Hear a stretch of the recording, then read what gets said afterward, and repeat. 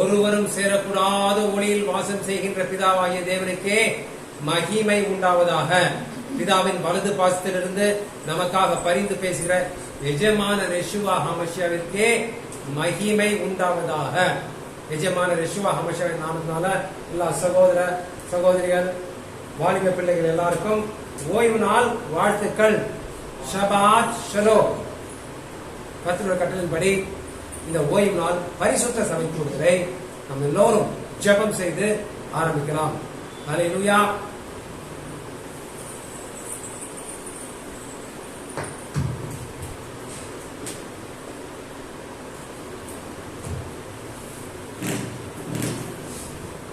தேவனுக்கு மகிமை உண்டாவதாக. ஒருவருக்கு ஒருவர் வாழ்த்திக் கொள்ளலாம். ஷபாத் ஷலோம் கோலேஹான், ஷபாத் ஷலோம் கோலேஹான், ஷபாத் ஷலோம் கோலேஹான். ஷபாத் ஷலோம். ஓய்வு நாள் வசனம் சங்கீதம் 119 அதிகாரம் 67 வசனம் வாசிக்கலாம். சங்கீதம் 119 அதிகாரம் 67 வசனம். நான் உபத்திரவப்படுவதற்கு முன் வழி தப்பி நடந்தேன், இப்பொழுதோ உம்முடைய வார்த்தையை காத்து நடக்கிறேன்.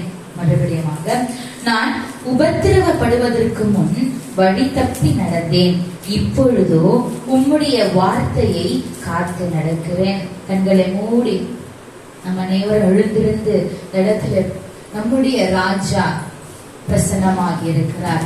அவருடைய ஆவி நம்ம இடத்துல நிரப்பிக் கொண்டிருக்கிறது. இதை உணர்ந்தவர்களாக நம்முடைய ஆவி ஆத்மா சரீரம் அனைத்தையும் அவரே அரசாளும்படியாக, அவரே காத்து கொள்ளும்படியாக முன்னே நாம் வழி தப்பி நடந்து இருக்கிறோம். ஆனால் எல்லாவற்றையும் நமக்கு மன்னித்து நமக்கு ஒரே பேரான குமாரனை நமக்காக தந்து நம் வழி தப்பி நடந்த இடத்தில் எல்லாம் நமக்கு கிருபையாக மன்னித்து அவருடைய வார்த்தையை காத்து நடக்கும்படியான ஸ்லாக்கியத்தை தந்த தேவனுக்கு கோடி ஸ்தோத்திரங்கள். நம் அனைவரும் உள்ளத்தின் ஆழத்தில் இருந்த பிதாவாகிய தேவனை நோக்கி, எங்கள் அன்பு நிறைந்த பிதாவே, கிருபை நிறைந்தவரே, எங்கேயோ வாழ்ந்த எங்களை, மரித்து போயிருந்தோம் ஆண்டவரே, உம்முடைய ஒரே பேரான குமாரனால் எங்களை உயிர்ப்பித்தீரே. எங்கள் பிதாவின் வலது பார்சத்திலே வீற்றிருக்கிற எங்கள் யெஷுவா ஹமஷியாவே, அப்பா பிதாவே என்று அழைக்கத்தக்கதான புத்திர சுவிகாரத்தின் ஆவியை நீர் எங்களுக்கு பெற்று தந்தீரே. உமக்கு கோடி ஸ்தோத்திரங்கள். இதோ எங்களை இந்த நீர் நியமித்த நாளிலே, மொய்தீமிலே, ஓய்வு நாளிலே, ஷபாத்திலே கூடி வர செய்த கிருபைக்காக நன்றி செலுத்துகிறோம். ஆண்டவரே, இத்தனை பெரிய சத்தியத்தை எங்களுக்கு நீர் விளங்க பண்ணினதற்காக நன்றி செலுத்துகிறோம்.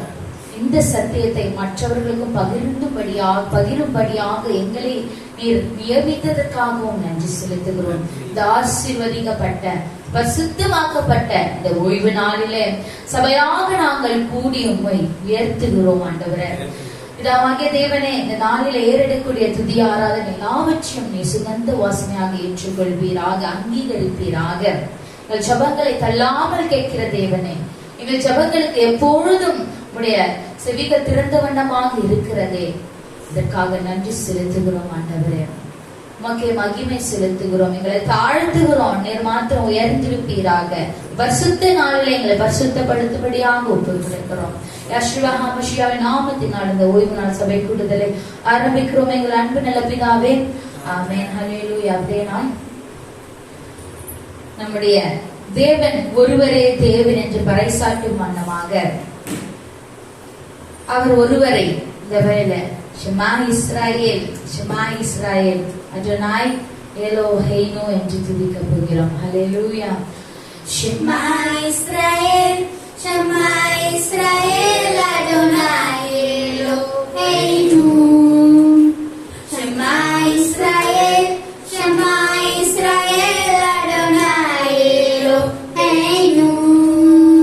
அடோனாய் எகால், அடோனாய் சிக்கேனு, அடோனாய் யெஷுவா கேனு.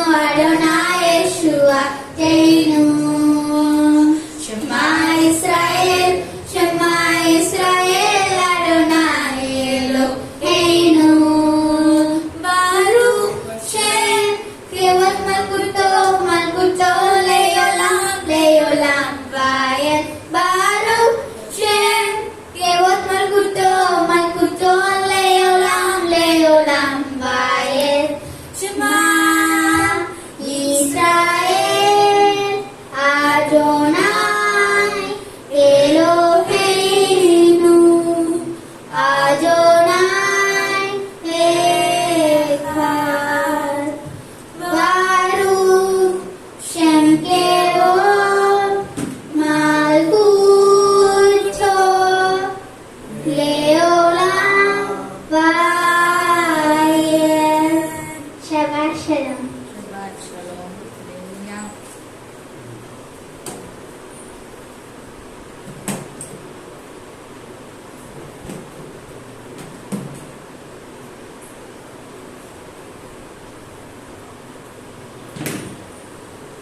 தேவனுக்கு மகிமை உண்டாவதாக. அவர் ஒருவரே தேவன், அவரை அல்லாத வேறு தேவன் இல்லை. அல்லேலூயா. இந்த பரிசுத்தமான நாளிலே, இந்த நாளை தான் தேவன் பரிசுத்தமாக்கி இதை நம் சபை கூடி வரும்படி நமக்கு கட்டளையிட்டிருக்கிறார். அல்லேலூயா. இந்த 2 கொரிந்தியர் 3 அதிகாரம் 17 வசனத்திலே எப்படியாக சொல்லப்பட்டிருக்கிறது? கர்த்தரே ஆவியானவர், கர்த்தருடைய ஆவி எங்கேயோ அங்கே விடுதலை உண்டு என்று எழுதப்பட்டிருக்கிறது. தேவனுடைய ஆவி என்னுடைய விடுதலை எப்பொழுது நாம் பெற்றுக்கொள்ள முடியும்?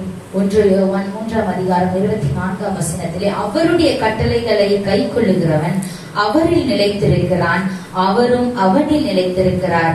அவர் நம்மில் நிலைத்திருக்கிறதை அவர் நமக்கு தந்தருளின ஆவியினாலே அறிந்திருக்கிறோம். தேவனுடைய கட்டளைகளை பின்பற்றி நடக்கிறவர்களானால் அவருடைய ஆவி நமக்குள்ளாக இருக்கிறதை நாம் அறிந்தபடியினாலே அதுவே உண்மையான பரிசுத்த ஆவியின் நிரப்புதலாக இருக்கிறது. அதே போல 1 கொரிந்தியர் 2:12-13 வசனத்திலும் நாங்களோ பவுல் சொல்கிறார், உலகத்தின் ஆவியை பெறாமல் தேவனால் எங்களுக்கு அருளப்பட்டவைகளை அறியும்படிக்கு தேவனிடத்திலிருந்து புறப்படுகிற ஆவியையே பெற்றோம். அவைகளை நாங்கள் மனுஷ ஞானம் போதிக்கிற வார்த்தைகளாலே பேசாமல் பரிசுத்த ஆவி போதிக்கிற வார்த்தைகளாலே பேசி ஆவிக்குரியவர்களை ஆவிக்குரியவைகளோடு சம்பந்தப்படுத்தி காண்பிக்கிறோம் என்று வேதவசனம் நமக்கு சொல்லுகிறது. ஹல்லேலூயா. நாம் தேவனுடைய வார்த்தைகளை நன்கு புரியும்படியாக நமக்கு பரிசுத்த ஆவி தேவனால் அருளப்பட்டிருக்கிறது. அவருடைய ஆவி நமக்குள்ளாக வாசமாக இருக்கிறது. ஆகவே எபிரேய மொழியிலே போ ரூஹ் எலோஹீம் என்ற இந்த வேலையை நாம் துதிக்க போகின்றோம். அவர் நமக்கு தந்த பரிசுத்த ஆவியை பெற்றுக்கொண்டு அவருக்காக எப்பொழுதும் எழுந்து பிரகாசிக்கிறவர்களாக நாம் இருக்க வேண்டும்படியாக நாம் இந்த வேளையில நம்மை ஆயத்தத்தோடு கர்த்தரை நோக்கி, ஆண்டவரே உம்முடைய பரிசுத்த ஆவியினால் இந்த வேளையில எங்களை நிரப்புங்க ஆண்டவரே. ஆண்டவரே உம்முடைய பரிசுத்த ஆவியினால் எங்களால் ஒன்றும் செய்ய முடியாது.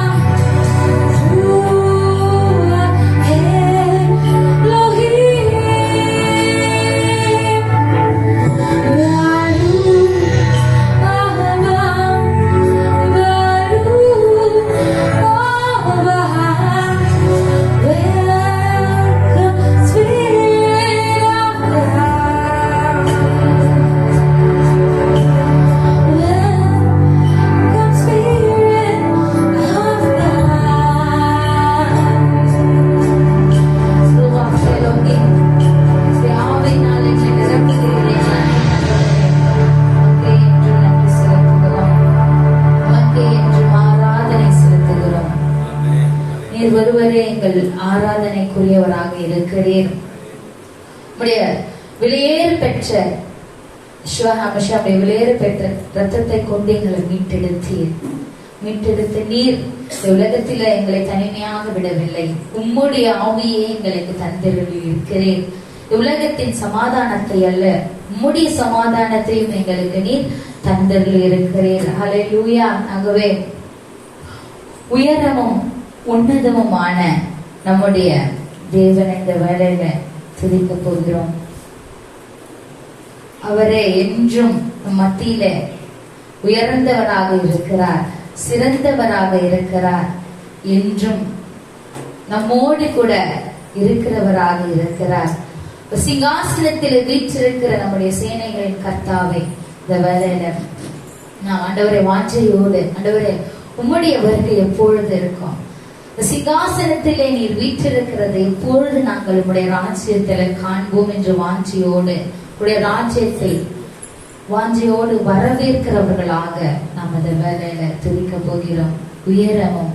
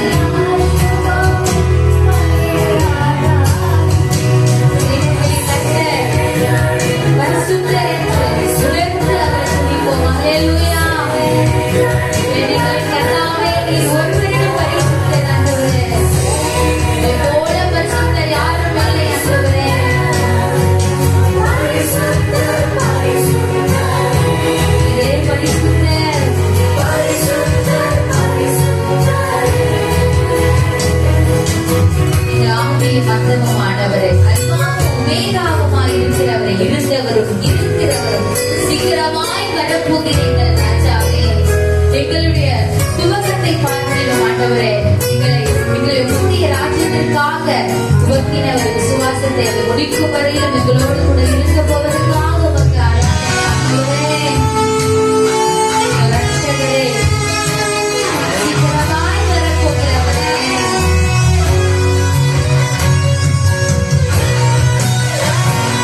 ஆதியும் அந்தமுமானவரே,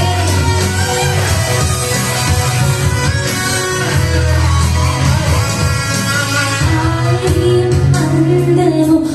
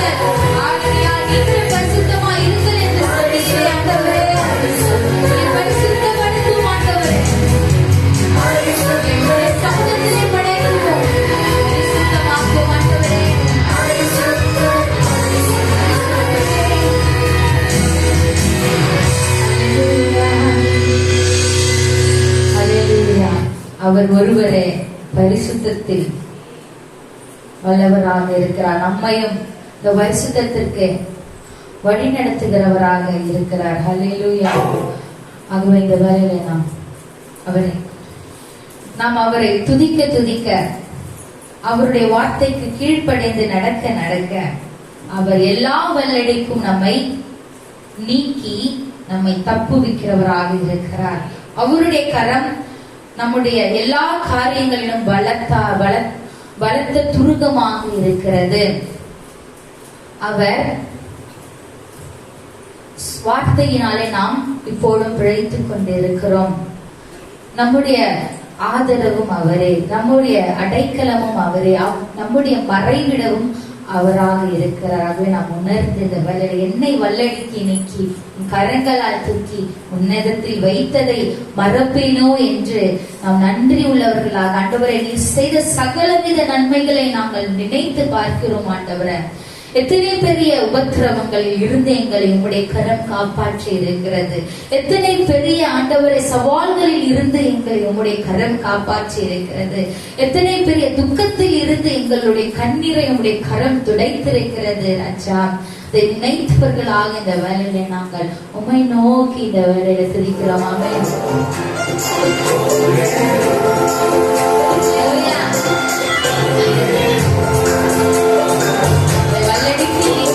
கரத்தை உயர்த்துகிறோம். உடைய கரத்தை நீட்டி எங்களை தூக்கினீரே. எந்த கரத்தை உயர்த்தி உண்மை ஆராதிக்கிறோம்.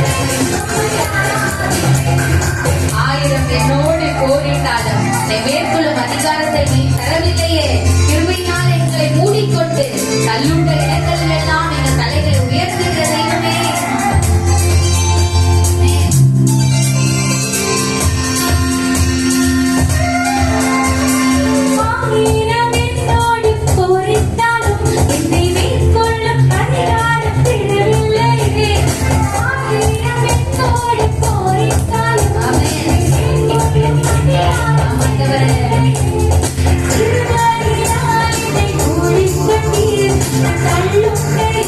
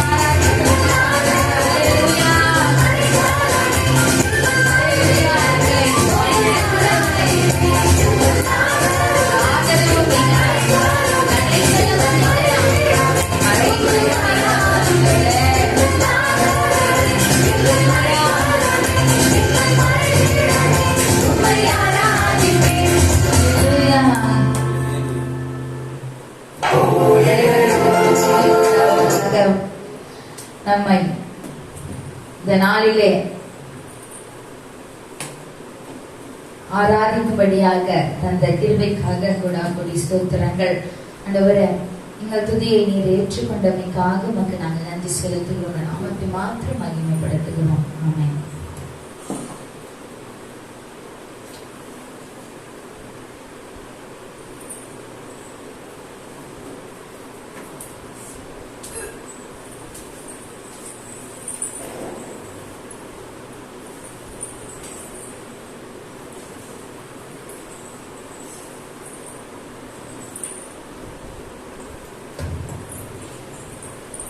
பிதாவாகிய தேவனுக்கே மகிமை உண்டாவதாக. நிஜமான யெஷுவா ஹமஷியாவுக்கே மகிமை உண்டாவதாக. எல்லாரும் உட்காருங்க.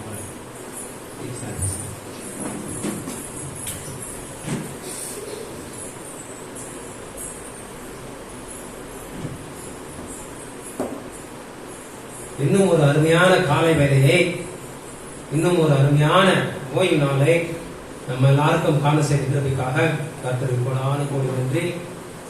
இந்த அருமையான காலை வேளையிலே, இந்த அருமையான ஓய்வு நாளிலே உங்க எல்லாரையும் சகோதரிகள் வாலிப பிள்ளைகள் எல்லாரையும் காண்பதற்கு மிகவும் மகிழ்ச்சியாக இருக்கிறது. கர்த்தர் மகிமைப்படுவார். இந்த பரிசுத்த நாள்ல, ஆசீர்வதிக்கப்பட்ட நாள்ல மன மகிழ்ச்சியா இருந்து தேவனை மகிமைப்படுத்தின நாள்ல உங்க எல்லாரையும் நிஜமான யெஷுவா ஹமஷியாவின் நாமத்தினால இந்த ஓய்வு நாள் பரிசுத்த சபை கூடுதலுக்கு வரவேற்கிறேன். அல்லேலூயா.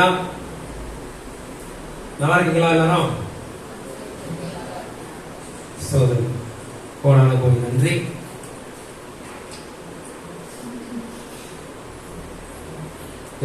இன்றைய ஓய்வு நாளை பகிரும்படியாக டேவிட் பதர் கர்த்தருடைய கிருபையால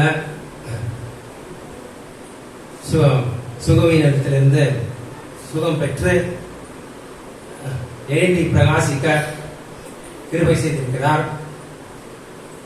அவரை நம்ம இந்த ஓய்வு நாள் வார்த்தையை பகிரும்படியாக அழைக்கிறேன். அல்லேலூயா.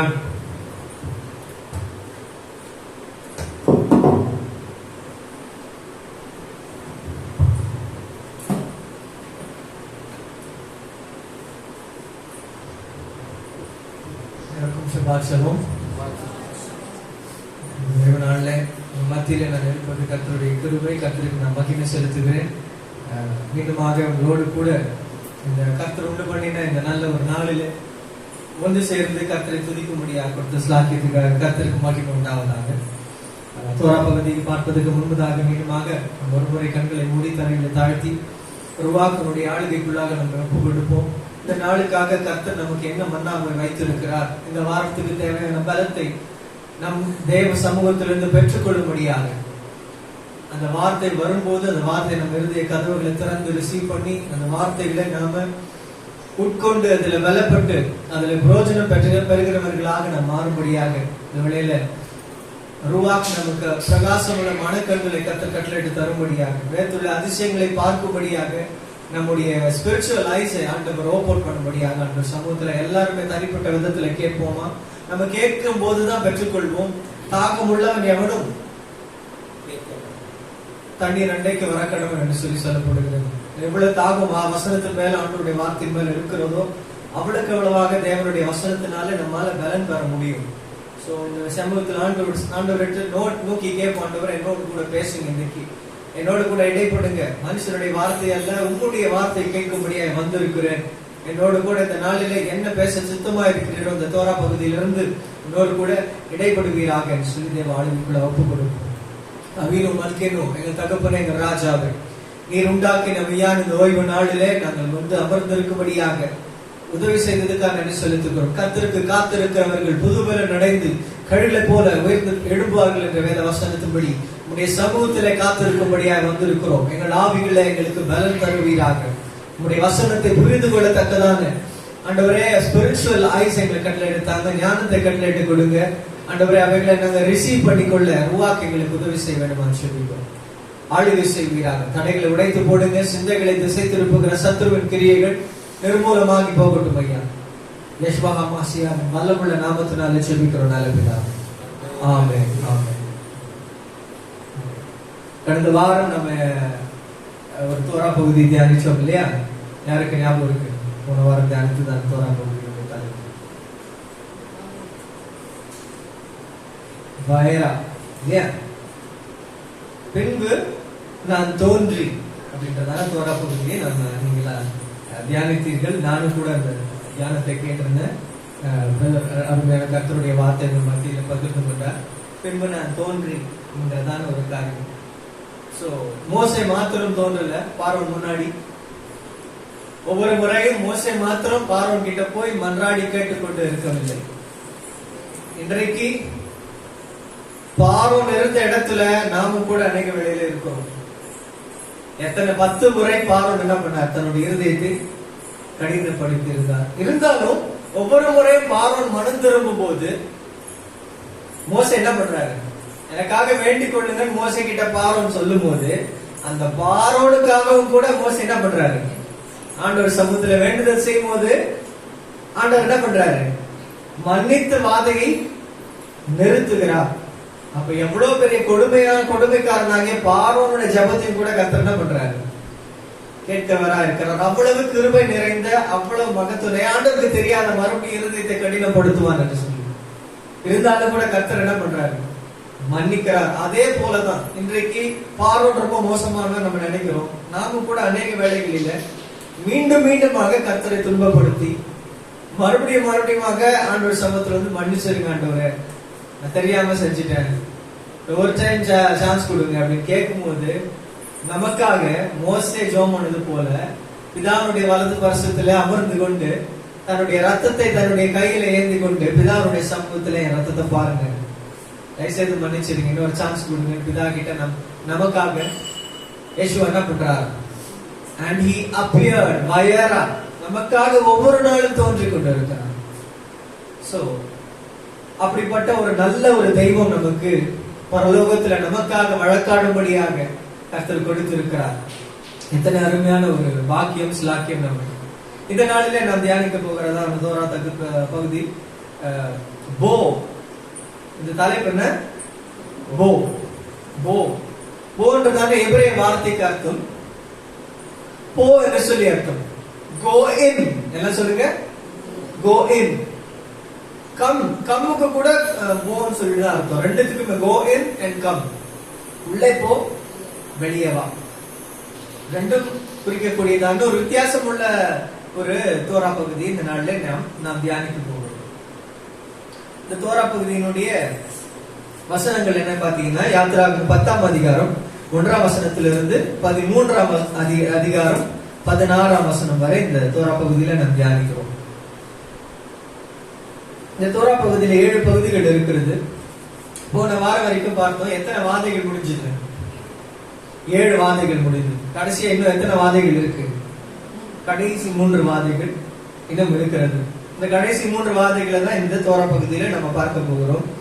முதலாம் பகுதியில யாத்ராகமம் 10ஆம் அதிகாரம் 1 இருந்து 11 வரைக்கும் பாத்தீங்கன்னா வெட்டுக்கிளிகள் வந்து அந்த தேசத்துல இருக்கிற மிச்சம் மீதி இருக்கிற எல்லா பசுமையும் என்ன பண்ணிடுது? விழுங்கி போட்டு விடுகிறது. ஏற்கனவே வந்து அக்கினியும் கல்மழையும் எகிப்துல விழுந்து பசுமையான காரியங்கள் முக்காவாசி என்ன ஆயிடுச்சு? எகிப்துல அழிந்து விட்டது. மீதி இருக்கக்கூடிய கொஞ்சம் பச்சை இலை கிளையில அங்கங்க ஒட்டி கொண்டு இருக்கிற அந்த பச்சை இலையை கூட என்ன ஆயிடுச்சு? வெட்டுக்கிளிகள் வந்து எல்லாத்தையும் ஃபுல்லா சாப்பிட்டுருச்சு. அவங்க தேசத்துல பசுமையானது எதுவுமே கிடையாம போயிடுச்சு, இல்லாம போயிடுச்சு. 2வது பகுதியில பார்க்கும்பொழுது அப்பவும் பார்வோன் மனம் திரும்பவில்லை. பார்வோனுடைய சர்வன்ட்ஸ் எல்லாம் சொல்றாங்க, விட்டுருங்க, யாருக்கு அன்னிஸ்டா நம்ம நின்றுட்டு இருக்கோம் தெரியல, என்ன வரைக்கும் இந்த ஜனங்களை அனுப்பி விடுங்கன்னு சொல்லிட்டு பார்வோனுடைய அதிகாரிகள் எல்லாம் கூட பார்வோன் இடத்துல சொன்ன பிறகு கூட பார்வோனுடைய இருதயம் விட்டு கொடுக்கவில்லை. மறுபடியுமாக தன்னுடைய இருதயத்தை கடினப்படுத்துகிறான். சரி, நான் அனுப்புறேன், ஆனா ஆண்களை மாத்திரம் என்ன பண்ணுங்க, கூட்டிட்டு போய் நீங்க வந்து ஆண்டவருக்கு ஆராதனை செய்யணும், நான் சிறு பிள்ளைகள்லாம் அனுப்ப மாட்டேன், பெண்கள்லாம் அனுப்ப மாட்டேன் அப்படின்னு சொல்லிட்டு சொல்றான். அடுத்த வாதை 2வது பகுதியில பார்க்கிறோம். 10ஆம் அதிகாரம் 12 இருந்து 23 வரைக்கும் பாத்தீங்கன்னா அந்தகாரம், திக் darkness, a darkness that they could feel. இப்போ நம்ம இந்த செவரை தொட்டோம்னாக்க நம்மளால என்ன பண்ண முடியும்? செவரை ஃபீல் பண்ண முடியும், உணர முடியும், தொட முடியும். அதே போல தொடக்கூடியதான டார்க்னஸ் தான். அந்த மாதிரி டார்க்னஸ் இது வரைக்கும் நம்ம பார்த்திருக்க முடியாது. நைட்ல என்ன ஆகுது? லைட் ஆஃப் பண்ணிட்டா இருட்டா இருக்கு. ஆனா இந்த டார்க்னஸ், இந்த வாதையாக வந்ததான இருள் என்னன்னு பாத்தீங்கன்னா, ஒரு மனுஷன் ஒரு இடத்துல இருந்து இன்னொரு இடம் நகரக்கூடாத அளவுக்கு அவ்வளவு திக் டார்க்னஸ் அவங்களை மூடிட்டு இருந்துதான். நின்றுட்டு இருந்தவன் உட்கார முடியல, உட்கார்ந்தவன் நிக்க முடியல, ஒரு இடத்துல இருந்து இன்னொரு அசைய முடியல. It was like a thick darkness. ஒரு மனுஷனை சுத்தி ஒரு சிமெண்ட் போட்டா எப்படி இருக்கும், அந்த மாதிரி முழு எகிப்தும் அப்படியே ஸ்தம்பிக்க கூடியதான ஒரு நிலைக்குள்ளாக கடந்து சென்றார்கள். சோ அப்படிப்பட்ட ஒரு டார்க்னஸ் வந்ததை நம்ம பார்க்க முடிகிறது. 3வது பகுதியில பார்க்கும்போது அப்போ அந்த அந்தகாரம் வந்த பிறகுமே பார்வோன் என்ன பண்ணல, மனம் திரும்பவில்லை. 3வது பகுதியில் பார்த்து யாத்திராகமம் 10ஆம் அதிகாரம் 24 இருந்து 11:3 வரைக்கும் கடைசி வாதை, 3வது வாதை, பார்வோனுடைய கடைசி மறுப்பு. அது மாத்திரமல்ல, கடைசி வாதை குறித்து கர்த்தர் என்ன பண்றாரு சொல்லுகிறார். பார்வோனுடைய தலைச்சம் பிள்ளை, பார்வோனுடைய தலைச்சம் பிள்ளை மாத்திரம் இல்ல, எகிப்தில் இருக்கிற எல்லா முதல் பிள்ளைகள் எல்லாம் என்ன பண்றாங்க, மரித்து போய் விடுகிறார்கள். 4வது பகுதியில பார்க்கும்போது கர்த்தர் என்ன பண்றாரு, யாத்திராகமம் 11ஆம் அதிகாரம் 4ஆம் வசனத்துல இருந்து 12:20 வரைக்கும் பஸ்கா விருந்து ஆசரிக்கும் முறைமையை மோசே மூலமாக கர்த்தர் இஸ்ரேல் ஜனங்களுக்கு கட்டளையிடுகிறார். பஸ்காவை எப்படி ஆசரிக்க வேண்டும்? முதல் முறை இஸ்ரேலர்கள் ப்ரொசீஜர் பிரகாரமா என்ன பண்றாங்க, பஸ்காவை ஆசரிக்கிறார்கள். சோ அதனுடைய முறைமைகளை கற்றுக் கொடுக்கிறார். 5வது பகுதியில பார்க்கும்போது யாத்திராகமம் 12ஆம் அதிகாரம் 21 இருந்து 28 வரைக்கும் இஸ்ரேலர்கள் பஸ்காவை ஆசரித்தனர், அதை கடைபிடித்தனர் என்று சொல்லி நம்ம பார்க்கணும். 6வது பகுதியில் பார்க்கும்போது யாத்திராகமம் 12ஆம் அதிகாரம் 29 இருந்து 51 வரை எகிப்தியர்களுடைய தலைச்சு பிள்ளைகள் எல்லாருமே என்ன பண்றாங்கன்னா சங்கரிக்கப்படுகிறார்கள். அந்த வேளையில இஸ்ரேல் ஜனங்க எகிப்தை விட்டு என்ன பண்றாங்க, வெளியேறுகிறார்கள். எகிப்தை விட்டு வெளியே செல்லுகிறார்கள் என்று சொல்லி நாம் பார்க்கிறோம். கடைசி பகுதி 7வது பகுதி யாத்திராகமம் 13ஆம் அதிகாரம் 1ஆம் வசனத்திலிருந்து 16ஆம் வசனம் வரைக்கும். இது ஒரு மிக முக்கியமான ஒரு காரியம். தலையீற்றை கர்த்தருக்கென்று அர்ப்பணிக்க கர்த்தர் கட்டளையிடுகிறார். சோ இந்த டைம்ல வந்து கர்த்தர் என்ன பண்றாருன்னா இஸ்ரேல் ஜனங்களுக்கு ஒரு நித்திய கட்டளை கொடுக்கிறாரு. எதெல்லாம் ஃபர்ஸ்டோ அது கர்த்தருக்கு ஒப்பு கொடுக்க வேண்டும். அது வீட்டுல பிறக்கிற குழந்தையா இருந்தாலும் சரி, நம்ம வீட்டுல தொழுவத்துல இருக்கிற ஆடா இருந்தாலும் சரி, மாடா இருந்தாலும் சரி, எந்த மிருகமா இருந்தாலும் சரி, முதல் பிறக்கக்கூடியது கர்த்தருக்கு என்று உரியது என்று சொல்லி கர்த்தர் வேறு பிரித்து எடுக்கும்படியாக சொல்லுகிறார். இததான் இஸ்ரேலர்கள் ஒரு குழந்தை பிறந்த உடனே 31வது நாள்ல பிடியன் ஹாபன் அப்படின்னு சொல்லிட்டு சொல்லுவாங்க. தலைச்ச பிள்ளையை மீட்டுக் கொள்வது என்று சொல்லி 31வது நாள்ல என்ன பண்ணுவாங்க? கர்த்தருக்கு என்று இந்த முதல் பிள்ளையை கர்த்தருக்கு என்று ஒப்பு கொடுக்க வேண்டும். ஒவ்வொரு எகிப்து குடும்பத்திலும் பிறக்கிற முதல் பிள்ளை கர்த்தருக்குரியது. ஆனா இந்த 31வது நாள்ல இவங்களுக்கு கர்த்தர் ஒரு ஆப்பர்ச்சுனிட்டியை கொடுக்கிறார், ஒரு ஆப்ஷனை கொடுக்கிறார். இவங்க கர்த்தருக்கு கொடுக்கிறதுக்கு பதிலா என்ன பண்ணலாம்? மீட்டுக் கொள்ளலாம். 5 வெள்ளி காசை கொடுத்து தன்னுடைய பிள்ளையை என்ன பண்ணலாம்? மீட்டுக் கொள்ளலாம். அண்ணால் செய்த காரியம் என்னன்னு பாத்தீங்கன்னா, அண்ணாளுக்கு இதேதான். முதல் பிறக்கிற குழந்தை யாருக்கு கொடுக்க வேண்டியது? கர்த்தருக்கு கொடுக்க வேண்டியது. 31 நாள் ஆன உடனே அண்ணா என்ன பண்றா? மீட்டுக் கொள்ளல. 5 வெள்ளி காசை கொடுத்து மீட்டுக் கொள்ளல. அந்த குழந்தையை கர்த்தருக்கு என்று அர்ப்பணித்து விடுகிறார். அந்த பிடியன் ஹாபன் செய்யல அப்படின்னு சொல்லிட்டு நம்ம பார்ப்போம். ஓகே, இப்போ இந்த 3 வாதைகளை குறித்து நம்ம பார்ப்போம். 8வது வாதம் என்ன வருதுனாக்கா, கல்மழைக்கு பின் மீதி இருக்கக்கூடிய எல்லா பசுமையான காரியங்களும் அழிக்கக்கூடியதான வெட்டுக்கிளி. எகிப்துல வந்த வாதைகள் அனைத்துமே எகிப்துல அவர்கள் வணங்கி கொண்டிருந்ததான தெய்வங்களின் மீது கர்த்தர் கொண்டு வந்ததான நியாய தீர்ப்பு, ஜட்ஜ்மெண்ட். எந்த தெய்வங்களை, உண்மை இல்லாத தெய்வங்களை வச்சு கர்த்தருடைய பிள்ளைகளை நீங்க அடிமைப்படுத்தி கொண்டு இருக்கிறீர்களோ அவைகள் எல்லாம் உண்மை இல்லை என்று சொல்லி நான் நிரூபிக்கிறேன். கர்த்தர் என்ன பண்றாரு? அவங்க வணங்கின ஒவ்வொரு தெய்வங்களையும் அவமானப்படுத்தும்படியாக கர்த்தர் அந்த தெய்வங்களுடைய பெயர்களிலே என்ன பண்றாரு? அந்த வாதைகள் அந்த ஜனங்க மத்தியில அனுப்புகிறார். இந்த வெட்டுக்கிளிகள் என்னன்னு பாத்தீங்கன்னா, இந்த வெட்டுக்கிளிகளே என்ன பண்றாங்க? தெய்வமாய் வணங்குகிறவர்களா இருந்தாங்க. அதனால வெட்டுக்கிளிகள் வந்து இந்த வெட்டுக்கிளியை தலையில மனுஷ உடம்பு தலை வெட்டுக்கிளி. இதை செத் என்று சொல்லி ஒரு கடவுள், அந்த எகிப்திய கடவுளை வணங்குவாங்க. இது அழிவு, புயல் அல்லது குழப்பத்தின் கடவுள் என்று சொல்லி இந்த கடவுளை அவங்க வணங்கி கொண்டிருந்தாங்க. பாருங்க, எந்த ஒரு உருவத்தை அவங்க தெய்வமா வணங்குறாங்களோ அதை பார்த்து அருவருக்கப்படத்தக்கதாக வீட்டு ஃபுல்லா அங்க தரையில கால வச்சாக்கா வெட்டுக்கிளி, செவர்ல வெட்டுக்கிளி, சாப்பாட்டுல வெட்டுக்கிளி, எல்லாத்துலயுமே வெட்டுக்கிளி இருக்கும்போது அவங்க எதை தெய்வமா பார்த்து வணங்கினாங்களோ அது என்னவா மாறிடுச்சு? அருவருப்பா மாறிடுச்சு. அவங்க வெறுக்கக்கூடியதான, ஐயோ இது போன நல்லா இருக்கும்னு சொல்லிட்டு நினைக்கக்கூடிய அளவுக்கு கர்த்தர் என்ன பண்றாரு? அந்த வாதையை கொண்டு வருகிறார். அடுத்தது என்ன பாத்தீங்கன்னா, நான் சொன்னது போல இந்த வெட்டுக்கிளிகள் இதெல்லாம் நம்ம ஏன் கற்றுக்கொள்ளணும்னா, முடிஞ்சிருச்சு இந்த வாதைகள் எல்லாம் எகிப்துல முடிஞ்சிருச்சு அப்படின்னு நம்ம யோசிக்கணும். இதை குறிச்சு நம்ம இப்ப வாசிக்கணும், இதை குறிச்சு நம்ம ஏன் தியானிக்கணும்.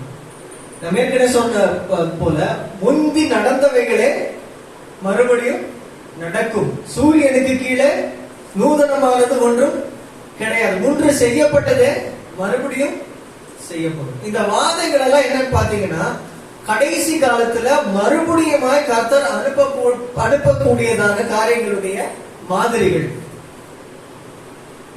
வெளிப்படுத்தல் 9ஆம் அதிகாரம் 1-11 வசனங்களை நம்ம வாசித்து பார்க்கும்போது, யோவானுக்கு கர்த்தர் வெளிப்படுத்தும் போது இதே மாதிரி வெட்டுக்கிளைகளை போன்ற பெரிய பெரிய உருவம் கொண்டதான ஒரு ஜந்துக்கள் பூமியில வருது. அதனுடைய தலை வேற மாதிரி இருக்கு. அதுக்கு தேளுடைய கொடுக்குகள் கொடுக்கப்பட்டு இருக்கிறது. குதிரை போல பெரிய அந்த குதிரை ஹைட்ல இருக்குமா வெட்டுக்கிளிகள்? யோசித்து பாருங்க. இந்த மாதிரி வாதைகளை கர்த்தர் கடைசி காலத்துல அனுப்புகிறார். இது நடந்தது, இனியும் நடக்க போகிறது. எனவேதான் தோராவை படிக்க வேண்டியது, அறிந்து கொள்ள வேண்டியது அவசியமா இருக்கிறது. எதுக்காக ஒரு வருஷம் இந்த தோரா பகுதிகளை உட்கார்ந்து நம்ம தியானிக்க வேண்டியது அவசியம் அப்படின்னு பார்க்கும்போது, இதெல்லாம் கர்த்தர் என்ன பண்ற, எதுக்காக நமக்கு கொடுத்திருக்கிறார்னா, God is preparing us for something which is great going to happen. வருங்காலத்துல ஒரு மிகப்பெரிய ஒரு காரியத்தை நம்ம எதிர்கொள்ள போவதற்கு நம்மை கர்த்தர் ஆயத்தப்படுத்தி கொண்டிருக்கிறார். அதனாலதான் இந்த காரியங்கள் எல்லாம் நம்ம உட்கார்ந்து ஒவ்வொரு வாரமும் உட்கார்ந்து தியானித்துக் கொண்டிருக்கிறோம். நம்ம உட்கார்ந்து இதெல்லாம் கேட்கும் போது ஒருவேளை நமக்கு காமெடியா இருக்கலாம், என்னப்பா இந்த மாதிரிலாம் வரப்போதா அப்படின்னு சொல்லிட்டு. எகிப்துல மாத்திரம் வரல, இனிமேலும் வரப்போகிறது. இதெல்லாம் நம்ம எதிர்கொள்ள போகிறோம். இஸ்ரவேல் ஜனங்கள் எப்படி ஆண்டவர் பாதுகாத்தாரோ அதே போல தேவனுடைய பிள்ளைகளை கடைசி காலத்துல இப்படிப்பட்ட வாதைகள் இருந்து என்ன பண்ண போகிறார்? பாதுகாக்க போகிறார். ஒரு பக்கம் பார்க்கும்போது நிறைய பேர் இதெல்லாம் இத பத்தியான ஒரு அவேர்னஸே இல்லாம இருக்கிறாங்க. ஏன்னா அவங்களுக்குள்ள ஒரு நம்பிக்கை என்னது, இதெல்லாம் வரதுக்கு முன்னாடி நம்ம எடுத்துக்கொள்ளப்படுவோம், ரகசிய வரையில் எடுத்துக்கொள்ளப்படுவோம் என்று சொல்லி ஒரு அசட்டுத்தனமான ஒரு நம்பிக்கையில் இருக்கிறாங்க. ஆனா வேதம் தெளிவாக சொல்லுகிறது, வேதம் தெளிவாக சொல்லுகிறது நமக்கு. இந்த எகிப்துல இருந்தப்போ இஸ்ரவேல் ஜனங்களும் அங்கதான் இருந்தாங்க, அவங்க மத்தியில தான் இருந்தாங்க. இதெல்லாம் உதாரணங்கள், ஏற்கனவே நடந்ததுதான் மறுபடியும் நடக்க போகிறது. ஆனா ஒரே டிஃபரன்ஸ் என்னன்னா அவங்களே கர்த்தர் பாதுகாத்து வைத்திருந்தார். அதே போலதான் வெளிப்படுத்தின விசேஷத்துல கடைசி காலத்துல சபையானவளுக்கு ஒரு தனிப்பட்ட ஒரு இடத்தை வனாந்தரத்துல அவள் தங்கி இருக்கும்படியாக, கடைசி காலத்துல அந்திகிறிஸ்துவனுடைய அதிகாரத்திலிருந்து பாதுகாக்கப்படும்படியாக ஒரு தனி இடத்துல கர்த்தர் என்ன பண்றாரு, அவளை கொண்டு போய் மறைத்து வைத்திருக்கிறார் என்று சொல்லி நம்ம பார்க்கணும். இதே போல நமக்கு என்று கடைசி காலத்துல ஒரு மறைவிடம் கர்த்தர் வைக்க போகிறார். அந்த மாதிரி இடத்துக்கு நேராக போகிறோம். இது நடந்தது, மறுபடியுமாக நடந்தது. இயேசு கிறிஸ்துவனுடைய காலத்திலும் கூட இயேசு கிறிஸ்து சொல்றாரு, நீங்கள் ஓடுவது மாறி காலத்திலோ அல்லது ஓய்வு நாளிலோ இல்லாதபடிக்கு எச்சரிக்கையா இருங்கள். ஏன்னா இதே டைம் வரப்போகுது, நீங்களா என்ன பண்ண போறீங்க, எருசலேம் வந்து ஓடி ஆகணும், இங்க இருந்து வெளியே போகணும், லாஸ்ட் மினிட் வரைக்கும் உட்கார்ந்துட்டு இருக்காதீங்க. எருசலேம்ல முன்னாடி எச்சரிச்சிடுறாரு. அதே மாதிரி AD 71ல நீரோ மன்னன் வந்து என்ன பண்றாரு, எருசலேமை கைப்பற்றுகிறார். எருசலேம் தேவாலயம் இடித்து நொறுக்கப்படுகிறது. இதே போல லாஸ்ட் மினிட்ல எல்லாரும் என்ன பண்ணாங்க, கிளம்பி ஓடினார்கள். கர்த்தருடைய ஒவ்வொரு வார்த்தையும் நடந்தது, திரும்ப திரும்ப நடக்கிறது, இனிமேலும் நடக்க போகிறது. இது எல்லாமே நமக்கு திரும்ப திரும்ப கர்த்தர் சொல்லக்கூடிய காரியங்கள் என்னன்னா, பி அவேர், தெளிவாக இருந்துக்கோங்க. பைபிள்ல இருக்கக்கூடிய இந்த சீக்ரெட்ஸ் எல்லாம் நம்ம தெரிந்து நம்மை நாமே ஆயத்தப்படுத்தி கொள்ளக்கூடியதான நிலைமையில நம்ம இருக்க வேண்டியது அவசியமா இருக்கிறது. ஒரு டைம் வரப்போகுது, நம்ம நினைக்கக்கூடிய சென்னை சிட்டியா இது இருக்க போறது இல்ல.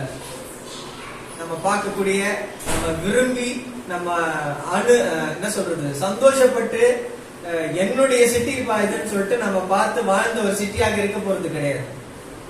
வாழ்வதற்கு, தேவ பிள்ளைகள் வாழ்வதற்கு தகுதியற்ற ஒரு இடமாக மாறப்போகிறது இந்த சென்னை பட்டணம். அப்படிப்பட்ட காலத்துக்கு நேராக நாம் நிச்சயமாக நெருங்கி வந்து கொண்டு இருக்கிறோம். அப்ப அந்த இடத்துல இருந்து நாம வெளியே போவதற்கு நம்மை நாமே சென்று கர்த்தருடைய சமூகத்துல தேவ பிள்ளைகள் பாதுகாக்கப்பட்டார்களே, கோஷன் என்கிறதான அந்த பகுதியில். அதே போல கர்த்தர் நமக்கு என்று ஒரு ஸ்தலத்தை வைத்திருப்பார், பாதுகாத்து வைத்திருப்பார். நம்மை தொடர்ந்து பின்பற்றி நம்மை பட்சிக்க வேண்டும் என்று சொல்லி அந்திகிறிஸ்து நினைப்பார். ஆனா கர்த்தர் அதிலிருந்து நம்மை பாதுகாப்பார். அடுத்த வாதை பார்க்கும்போது ஏற்கனவே சொன்னது போல 9வது வாதை, திக் டார்க்னஸ், இருட்டு, உணரக்கூடிய அளவில் இருக்கக்கூடியதான இருட்டு.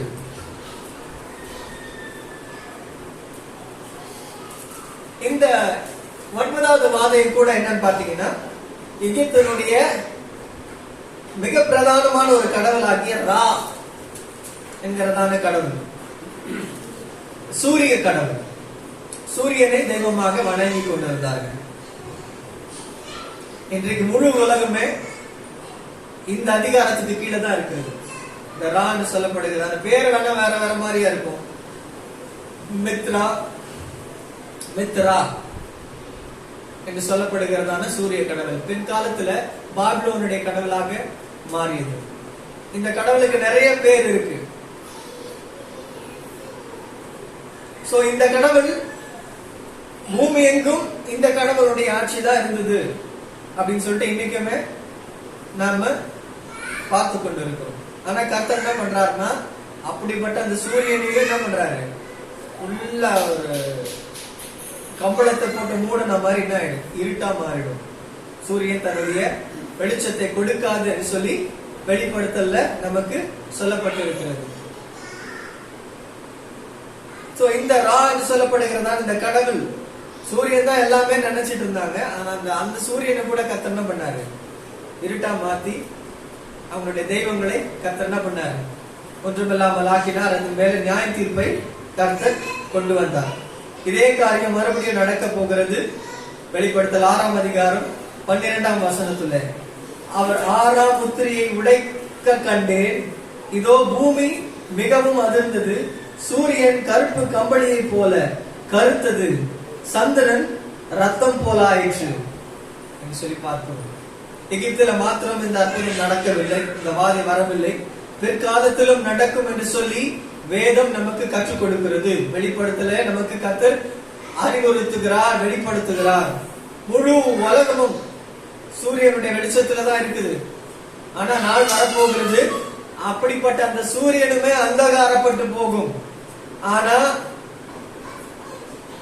நீதியின் சூரியனை நம்பி இருக்கிற தேவனுடைய ஜனங்கள் தங்கி இருக்கிற இடத்துல வெளிச்சம் இருக்கும். ஹல்லேலூயா. இஸ்ரவேல் ஜனங்க தங்கி இருந்தாலும் இந்த கோஷன் பகுதியில சூரியன் இல்லைன்னா என்னப்பா? வெளிச்சம் அங்க மத்தியில் இருந்தது. எவ்வளவு பெரிய ஆச்சரியமான காரியம். The science of God defies the science of the world. தேவனுடைய விஞ்ஞானம் உலகத்தினுடைய விஞ்ஞானத்தை என்ன பண்ணுமா? தோற்கடிக்கும். மனுஷன் நினைக்க கூடாத காரியங்கள் கடைசி காலத்திலே சம்பவிக்க போகிறது. கடைசி வாதை, 10வது வாதை, தலைச்சம் பிள்ளைகளுடைய சங்காரம். யாத்ராகம் 12ஆம் அதிகாரம் 29-30 வசனங்கள். யாரும் வாசிங்க.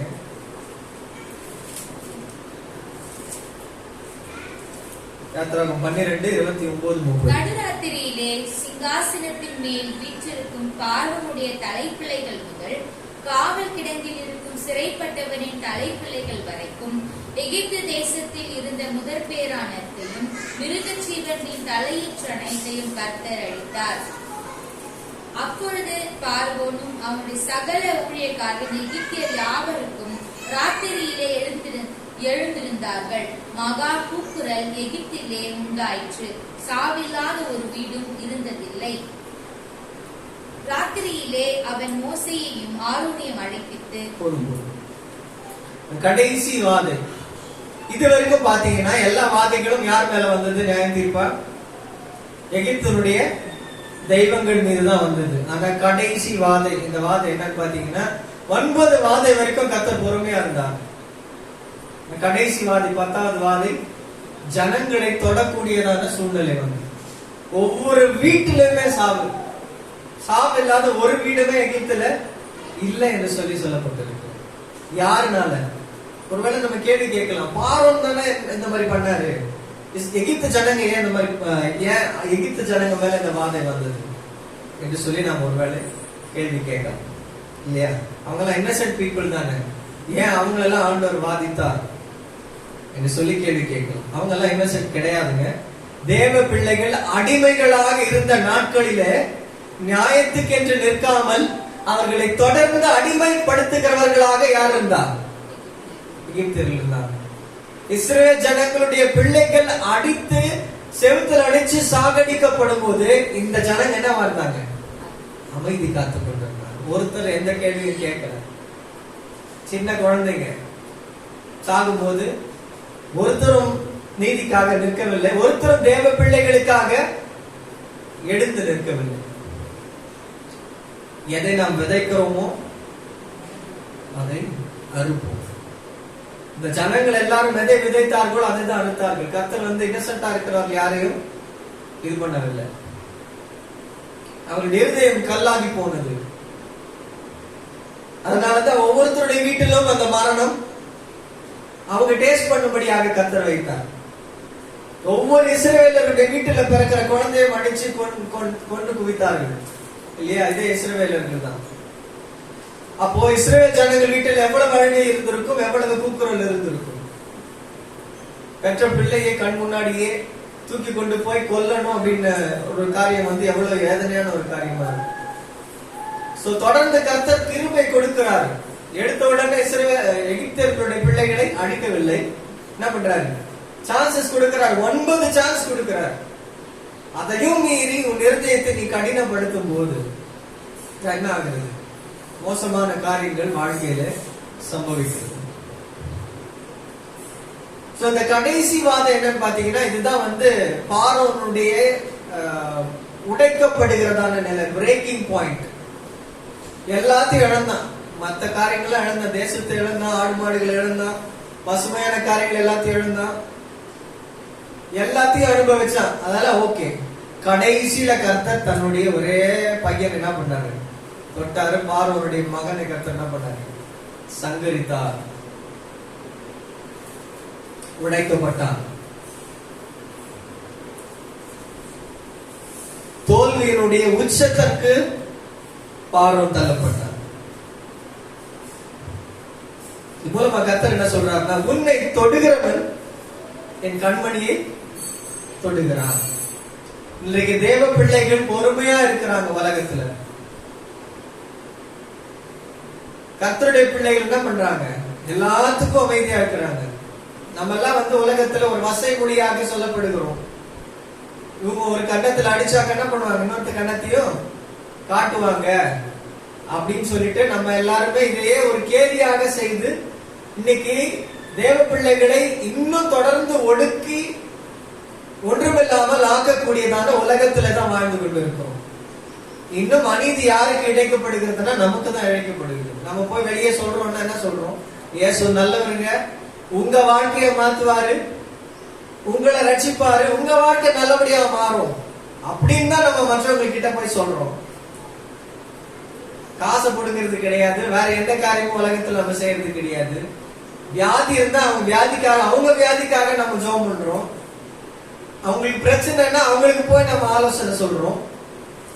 இருந்தாலும் இது என்ன பண்ணுது இந்த உலகம்?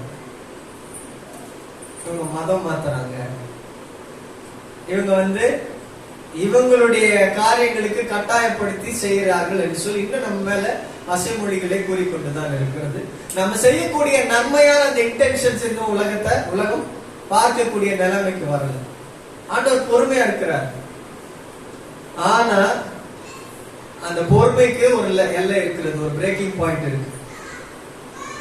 கர்த்தர் என்ன சொல்றாரு? உன்னை தொடுகிறவன் என் கண்மணியை தொடுகிறான். நம்ம ஒருவேளை யோசிப்போம், ஐயோ நான் ஆண்டவர் நம்மள விட்டுட்டாரா, நம்ம நீதிக்காக தானே நிக்கிறோம் அப்படின்னு சொல்லிட்டு. கிடையவே கிடையாதுங்க. ஒவ்வொரு முறையும் கர்த்தர் குறித்து வைத்துக் கொண்டிருக்கிறார். நம்மை ஒரு யாரெல்லாம் ஏளனமா பேசும்போது, நம்மை அசிங்கப்படுத்தும் போது, நம்மை துன்புறுத்தும் போது கர்த்தருக்கு அவருடைய கண்ணை யாரும் என்ன பண்ணிட்டு இருக்காங்க? மெடல் பண்ணிட்டு இருக்காங்க. அவருடைய கர்த்தருடைய கண்வழி யாரும் தொட முயற்சி செய்து கொண்டிருக்கிறார். அதே நிலைமை தான் பார்வோனுக்கு ஏற்பட்டது. பார்வோன் பிள்ளையை கர்த்தர் என்ன பண்றாரு? தொடுகிறார். மோசே கிட்ட சொல்லும் போது என்னுடைய தலைச்ச பிள்ளையை அனுப்பிவிடுன்றாரு. இஸ்ரவேல் கர்த்தருக்கு யாரு? தலைச்ச பிள்ளை, அவருடைய ஃபர்ஸ்ட் போர்ன் இஸ்ரவேல், ஃபர்ஸ்ட் நேஷன். ஒரு தேசமாக கர்த்தர் உருவாக்கின. உலகத்தில் அநேக தேசங்கள் இருந்தது. தன்னுடைய தேசம் என்று சொல்லி ஒரு தலைச்ச பிள்ளையை கர்த்தர் உருவாக்கினார். ஆனா தன்னுடைய தலைச்ச பிள்ளையை எகிப்து என்ன பண்ணப்பட்டிருந்தது? அடிமையாக வைத்துக் கொண்டிருந்தது. ஆண்டவர் சொல்றா, பாருங்க என் பிள்ளையை அனுப்பிவிடு, என் பிள்ளையை அனுப்பிவிடு, அனுப்பிவிடு. 9 முறை சொல்லி அனுப்பல, 10வது முறை என் பிள்ளையை அனுப்பலையா நான் என்ன பண்றேன்? உன் பிள்ளையை தொடுறேன். நம்ம ஏற்கனவே ஒரு தோரா போஷன்ல நம்ம தியானிச்சோம் இல்லையா? மோசே தாமதித்தது நிமித்தமாக இஸ்ரேல் ஜனங்களை விடுவிப்பதற்கு கர்த்தர் சொல்லிட்டாரு, அழைச்சிட்டாரு. இருந்தாலும் என்ன பண்றாரு? மோசே 10 முறை தாமதிக்கிறார். அப்ப கர்த்தருக்கு கோவம் என் பிள்ளை நீ போறதுக்கு நீ தாமதிக்கிறியான்னு சொல்லிட்டு ஆண்டு என்ன பண்றாரு? மோசே பிள்ளை மேல கை வைக்கிறார். அப்ப பாருங்க, நம்மை கர்த்தர் அவ்வளவு நேசிக்கிற தேவனா இருக்கிறார். ஒருபோதும் நம்மை இந்த உலகத்திற்காக விட்டுக் கொடுக்கிற தேவன் அல்ல. யாருக்காகவும் நம்மை விட்டுக் கொடுக்க மாட்டார். நம்ம எல்லாம் அவ்வளவு பிரஷியஸ் கர்த்தருக்காக. ஏன்னா நம்ம எல்லாம் chosen people, நாம எல்லாம் தெரிந்தெடுக்கப்பட்ட தேவ சந்ததியாராக இருக்கிறோம்.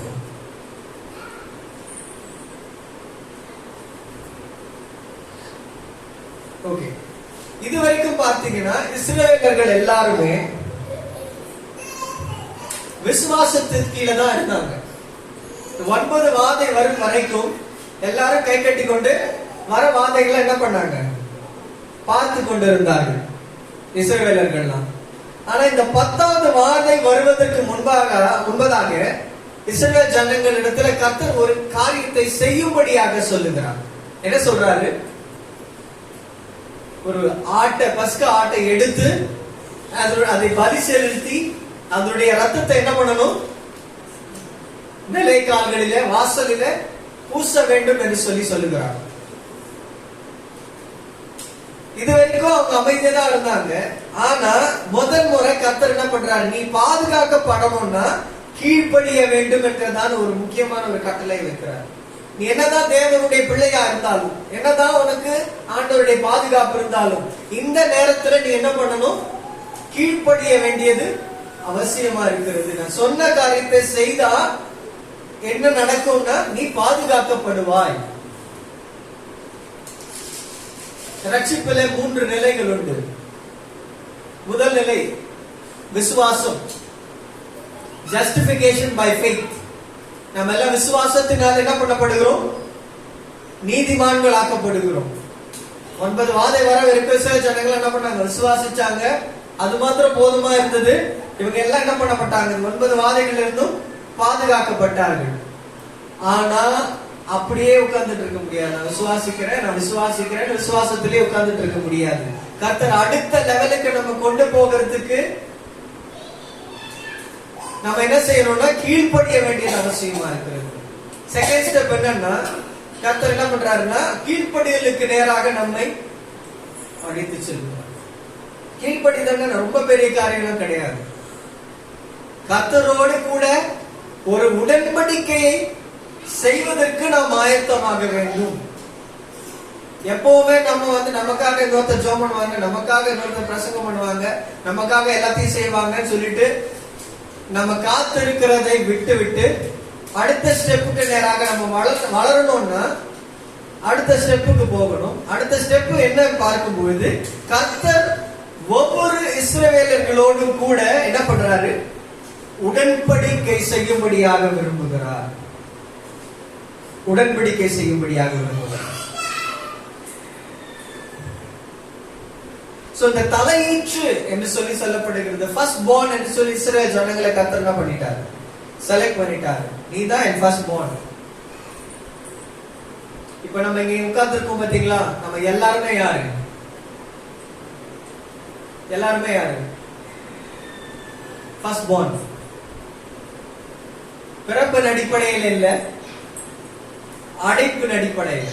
நான் சொல்லியிருக்கேன், ஒரு தகப்பனுக்கு 5 பிள்ளைகள் இருந்தாலும் இந்த 5 பிள்ளையில எந்த ஒரு பிள்ளை தகுதியா இருக்கிறானோ அந்த பிள்ளை அந்த தகப்பன் என்ன பண்ணுவாரா, ஃபர்ஸ்ட் பார்னா அடாப்ட் பண்ணிப்பார். எபிரேய மொழியில 2 வார்த்தைகள் இருக்கு. மகன் என்ற ஒரு காரியத்துக்கு 2 வார்த்தை இருக்கு. பென் என்ன மகன் என்று சொல்லி அர்த்தம். பார் என்ற வார்த்தையும் இருக்கு. பார் நகாவும் மகன் தான். பார்னபா, பர்திமேயு, திமேயு, பார்த்திமேயுனா பார்னா நான் அடாப்ட் பண்ணப்பட்டவன். எப்படி அடாப்ட் பண்ணப்பட்டவனா, இவன் நடுவுல பிறந்திருப்பான், ஆனா சேஷ்ட புத்திரனாக செலக்ட் பண்ணப்பட்டவன், அடாப்ட் செய்யப்பட்டவன். புரியுதா உங்களுக்கு? உலகத்துல நிறைய பேர் இருக்கிறாங்க. நிறைய பேர் கிறிஸ்துவை அறிந்தவர்களாகவும் இருக்கிறார்கள், ரட்சிக்கப்பட்டவர்களாகவும் இருக்கிறார்கள். ஆனா கர்த்தர் இன்றைக்கு நம் அனைவரையும் ஒன்றாக கூட்டி இங்க அமர வைத்திருக்கிறார். அப்ப நம்ம எல்லாம் யாரு, பார், அடாப்டட் பீப்புள், சேஷ்ட புத்திரர்கள். கர்த்தர் நம்மை தனக்கென்று என்ன பண்றாரு, என்னுடையவன் என்று சொல்லி ஒரு ரெஸ்பான்சிபிலிட்டியை கொடுத்து சூஸ் பண்ணி கொண்டு வந்து அமர வைத்திருக்கிறார். ராயல் பிரீஸ்ட்ஹுட், ஹோலி நேஷன் என்று சொல்லி கர்த்தர் நம்மை அழைத்திருக்கிறார். யாத்திராகமம் 4ஆம் அதிகாரம் 22ஆம் வசனத்துல கர்த்தர் இஸ்ரவேலை குறித்து சொல்றாரு. என்ன சொல்றாரு?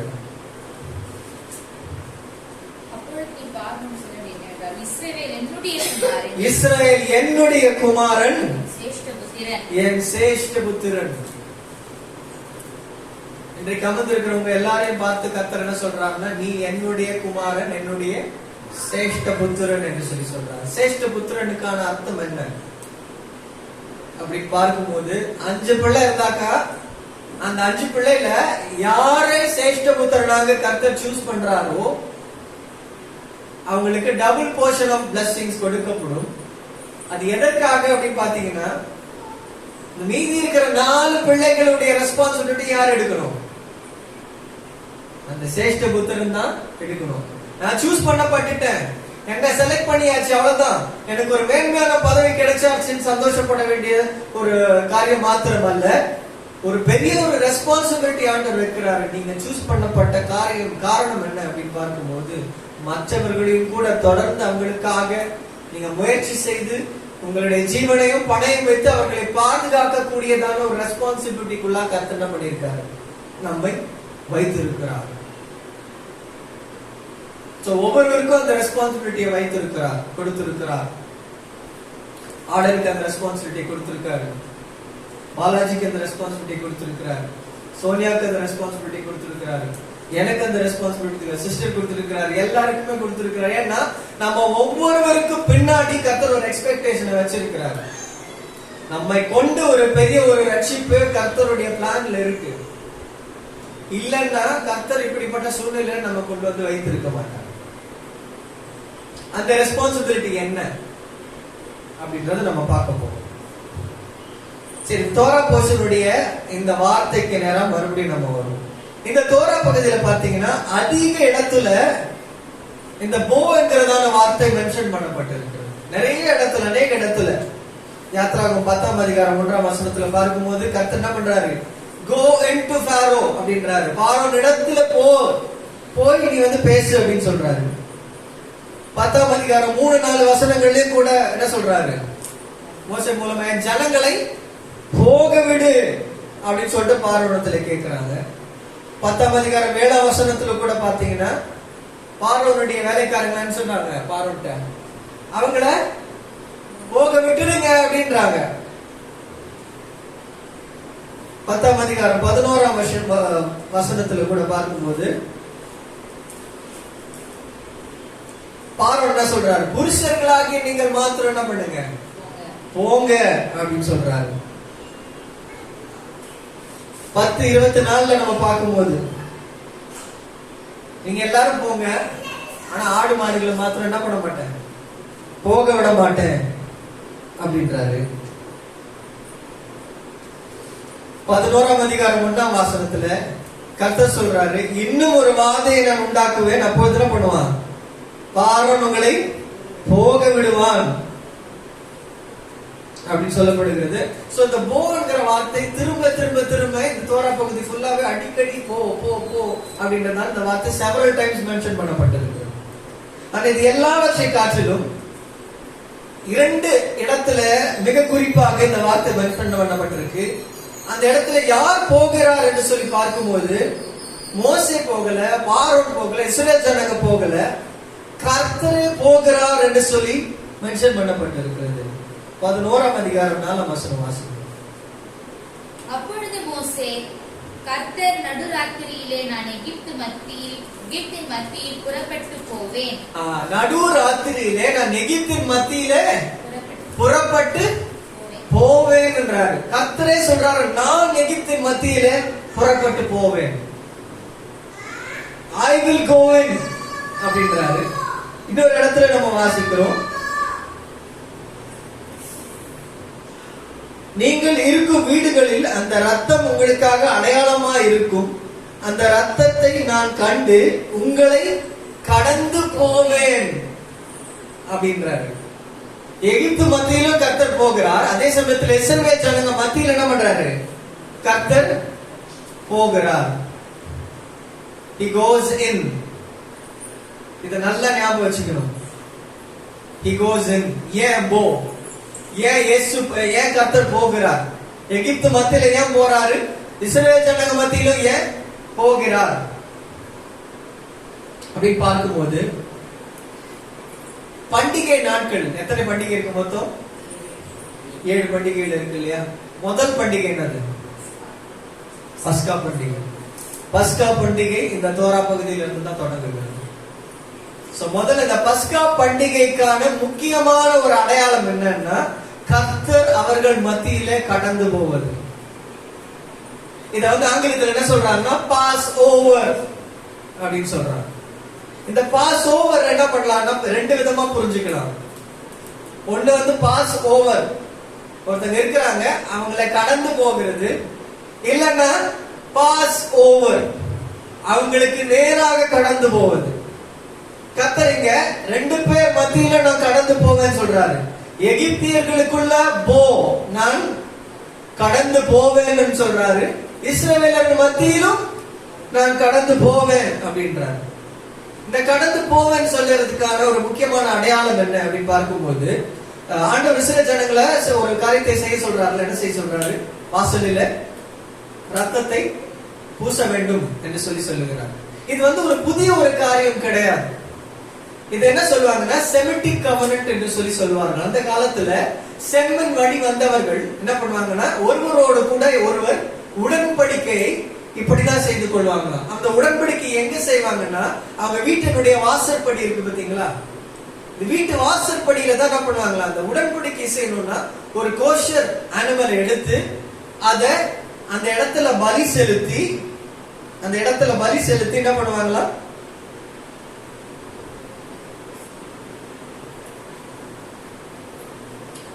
நான் அந்த பிக்சர் உங்களுக்காக காமிக்க ஆசைப்படுகிறேன்.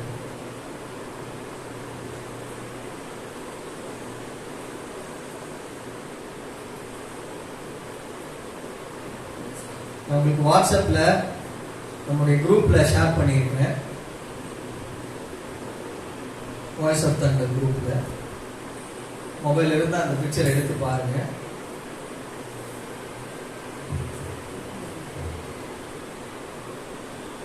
பிக்சர் தெரியுதா எல்லாருக்கும்? இது என்ன தெரியுது உங்களுக்கு? இதுல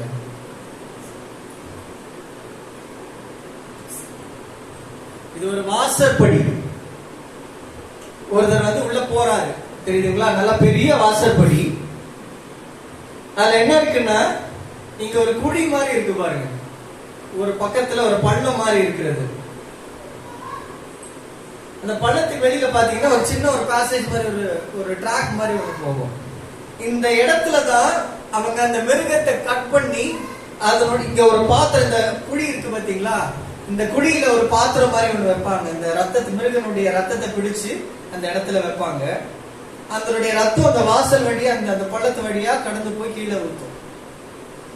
சோ இந்த வாசல் இது என்ன சொல்லுவாங்கன்னா பைபிள்ல த்ரெஷ்ஹோல்ட் கவர்னன்ட் என்று சொல்லுவார்கள். வாசற்படியினுடைய உடன்படிக்கை என்று சொல்லுவார்கள். இது இஸ்ரவேலில ஆர்கியாலஜிஸ்ட் மூலமாக கண்டுபிடிக்கப்பட்டதான ஒரு இடம், ஒரு வாசற்படி. இந்த மாதிரி நிறைய த்ரெஷ்ஹோல்ட் கவர்னன்ட் இஸ்ரவேலில நம்மளால பார்க்க முடியும். சோ பண்டைய காலத்துல இரண்டு பேர் மத்தியில ஒரு உடன்படிக்கை செய்யணும்னா அவங்க என்ன செய்வாங்க? இந்த இடத்துல செய்வாங்க, வாசற்படியில செய்வாங்க. இதுக்கு முன்னாடி நம்ம ஒரு உடன்படிக்கை பார்த்தோம், செமிட்டிக் கவர்னன்ட், ஞாபகம் இருக்கா? ஆபிரகாமோடு கூட கர்த்தர் என்ன பண்றாரு? உடன்படிக்கை செய்கிறார். துண்டங்களை ரெண்டாக வச்சு ரெண்டுத்துக்கு மத்தியில அவங்க என்ன பண்ணுவாங்க? நடந்து போவாங்க சொல்லி பார்த்தோம். சோ அதே செமிட்டிக் கவர்னன்ட்டோட இன்னொரு பார்ட் தான் என்னன்னு பாத்தீங்கன்னா இந்த த்ரெஷ்ஹோல்ட் கவர்னன்ட், வாசற்படியில செய்யப்படுகிறதான ஒரு உடன்படிக்கை. இத நம்ம பைபிள்ல நிறைய இடத்துல பார்க்கலாம். சக்கரியா 12ஆம் அதிகாரம் 2ஆம் வசனம் யாரோ ஒரு வாசிங்க. இந்த குழி இருக்கு பாத்தீங்களா, இந்த குழியில வைக்கக்கூடியதான இந்த பாத்திரத்தை என்ன சொல்லுவாங்க, என்ன அழைப்பாங்கன்னா தத்தளிப்பின் பாத்திரம் என்று சொல்லுவார்கள். என்ன சொல்லுவாங்க? தத்தளிப்பின் பாத்திரம் என்று சொல்லுவாங்க. சக்கரியா 12:2.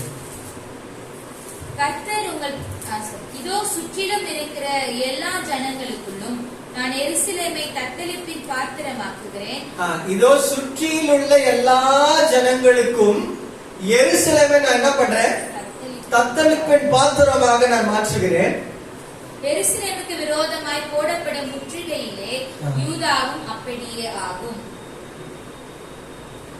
அந்நாளிலே நான் எருசலேமை சகல ஜனங்களுக்கும் பாரமான கல்லாக்குவேன். மாற்றுவேன். அதை கிளப்புகிற யாவரும் சிதைக்கப்படுவார்கள். பூமியில் உள்ள ஜாதிகள் எல்லாம் அதற்கு விரோதமாய் கூடிக்கொள்வார்கள்.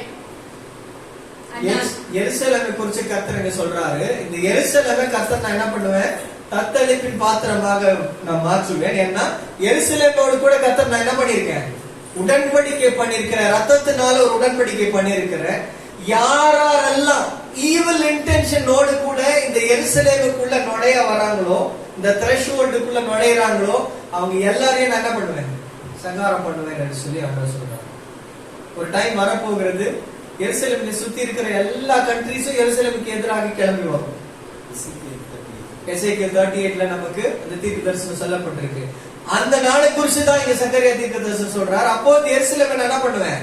தத்தளிப்பின் பாத்திரமாக மாற்றுவேன். அப்போ இந்த தத்தளிப்பின் பாத்திரம் என்ன அப்படின்னு பார்க்கும்போது, நான் ஏற்கனவே சொன்னது போல இந்த வாசற்படியில செய்யப்படுகிறதான இந்த உடன்படிக்கையின் ரத்தத்தை பிடித்து வைக்கக்கூடியதான ஒரு பாத்திரம்.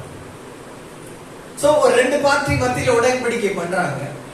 உடன்படிக்கை பண்ண பிறகு என்ன பண்ணுவாங்கன்னா, அந்த உடன்படிக்கை யாரோடு கூட செய்யப்படுகிறதோ அவங்க அந்த உடன்படிக்கை பண்ணப்பட்ட வீட்டிற்குள்ளாக என்ன பண்ணுவாங்க? கடந்து வர வேண்டும். They have to pass in. அவர்கள் கடந்து வர வேண்டும். புரியுதா உங்களுக்கு? உங்களோட கூட நான் உடன்படிக்கை பண்ணணும்னா என்ன பண்ணுவேன்? உங்க வீட்டுக்கு வரதுக்கு முன்னாடி நீங்க என்ன பண்ணுவீங்க? வாசற்படியில ஒரு கோஷர் மிருகத்தை அறுத்து அதனுடைய ரத்தத்தை பிடிச்சு அந்த வாசல்ல பாத்தீங்கன்னாலே எங்க உடன்படிக்கை பண்ணிருக்கேன்னு எல்லாருக்கும் தெரிஞ்சுக்கும். சோ அந்த உடன்படிக்கையை நான் உறுதிப்படுத்துற விதமா இருந்தா என்ன பண்ணுவேன்? நான் அந்த வாசற்படிக்குள்ளாக என்ன பண்ணுவேன்? கடந்து வருவேன். அதை தாண்டி வருவேன். அந்த ரத்தத்தை மிதிக்க மாட்டேன். என்ன பண்ணுவேன்?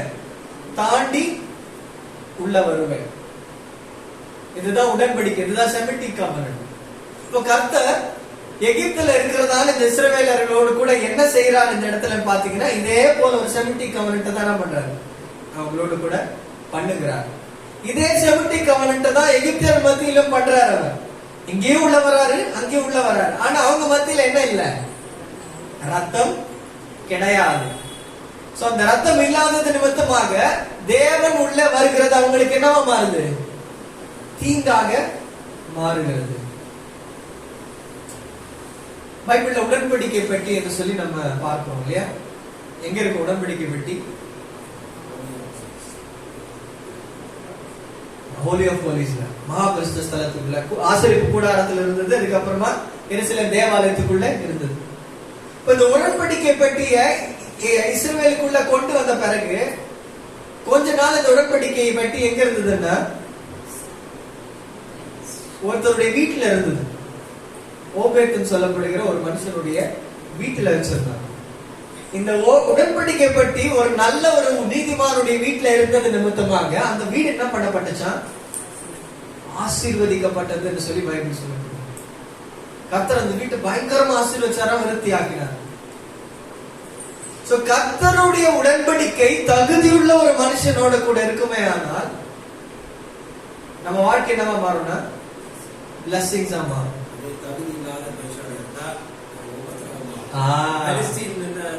எக்ஸாக்ட்லி. 1 சாமுவேல் 5ஆம் அதிகாரம் 1-3 வசனங்கள் வாசித்து பார்க்கும்போது இந்த உடன்படிக்கை பெட்டியை பத்தி அரைகுறையா தெரிஞ்சுக்கிட்டு பெலிஸ்தியர்கள் என்ன பண்றாங்கன்னா, இந்த சண்டை போட்டு இந்த உடன்படிக்கை பெட்டி தூக்கி போயிடுறாங்க.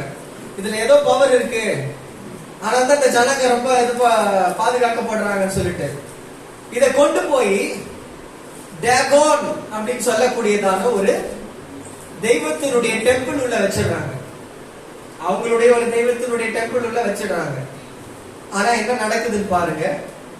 1 சாமுவேல் 5ஆம் அதிகாரம் 1-3. பெலிஸ்தர் தேவனுடைய பெட்டியை பிடித்து அதை எபேனேசரில் இருந்து அஸ்தோத்திற்கு கொண்டு போனார்கள்.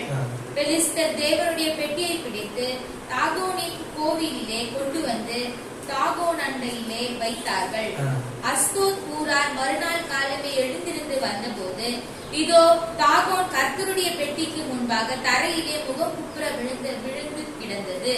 அப்பொழுது அவர்கள் தாகோனை எடுத்து அதை அதன் ஸ்தானத்திலே திரும்பவும் நிறுத்தினார்கள். அவர்கள் மறுநாள் காலமே எழுந்திருந்து வந்தபோது இதோ தாகோன் கர்த்தருடைய பெட்டிக்கு முன்பாக தரையிலே முகக்குப்புற விழுந்து கிடந்ததும் அல்லாமல் தாகோனின் தலையும் அதன் 2 கைகளும் வாசற்படியின் மேல் உடைக்கப்பட்டு கிடந்தது. தாகோனுக்கு உடல் மாத்திரம் மீதியாய் இருந்தது. ஆதலால் நல்லா கவனிங்க, தாகோனுடைய தலையும் 2 கைகளும் எங்க உடைக்கப்பட்டிருந்தது? வாசற்படியில உடைக்கப்பட்டிருந்தது. ஆதலால் இந்நாள் வரைக்கும் தாகோனின் பூஜாசாரிகளும் தாகோனின் கோவிலுக்குள் பிரவேசிக்கிற யாவரும் அஸ்தோத்தில் இருக்கிற தாகோனுடைய வாசற்படியை மிதிக்கிறதில்லை. இந்நாள் வரைக்கும் அந்த வாசற்படியில என்ன பண்றது இல்லையா? மிதிக்கிறது இல்லை. என்ன சொன்னது போல வாசற்படி என்பது ஒரு உடன்படிக்கை செய்யக்கூடியதான ஒரு முக்கியமான ஒரு இடம். சோ இந்த உடன்படிக்கையை கொண்டு வந்து பெட்டியை கொண்டு வந்து அந்த இடத்துல வச்சது நிமித்தமாக அந்த எந்த தெய்வம்னு அவங்க இத்தனை வருஷமா வச்சு வணங்கிட்டு இருந்தாங்களோ அந்த தெய்வம் சுக்குநூறா உடைஞ்சு போச்சு. அது கரெக்டா வாசப்படியில வச்சு உடைக்கப்பட்டு இருக்கு. இத பார்த்த உடனே எல்லாருக்கும் பயம் வந்துருச்சு. என்ன பண்றாங்க? இந்த உடன்படிக்கை பெட்டியை ஏத்தி ஒரு வண்டி மேல வச்சு என்ன பண்ணிடுறாங்க? 2 மாடு கட்டி அனுப்பி விட்டுறாங்க. பக்கத்து கூட போல அந்த மாடு ஆட்டோமேட்டிக்கா நேரா அந்த உடன்படிக்கை எடுத்துட்டு கொண்டு என்ன வந்துருச்சு? இஸ்ரவேலுக்கு நேர கொண்டு வந்திருக்கு. இப்ப நான் எதுக்காக இதெல்லாம் சொல்ல வரேன் அப்படின்னு பார்க்கும்போது, இந்த போன்றதான இந்த தோரா பகுதியில கர்த்தர் நம்ம கிட்ட சொல்ற காரியம் என்னன்னா, கர்த்தர் நம்ம ஒவ்வொருவரோடும் கூட ஒரு தனிப்பட்ட விதத்துல உடன்படிக்கை செய்யும்படியாக விரும்புகிறார். God wants to enter into us. பஸ்கா பண்டிகை கொண்டாடுகிறோம். இயேசு கிறிஸ்துவை நாம தெரிஞ்சிருக்கிறோம். அவருடைய ரத்தம் நம்மை கழுவி சுத்திகரிக்கும் எல்லாம் நம்ம மைண்ட்ல அறிந்திருக்கிறோம்.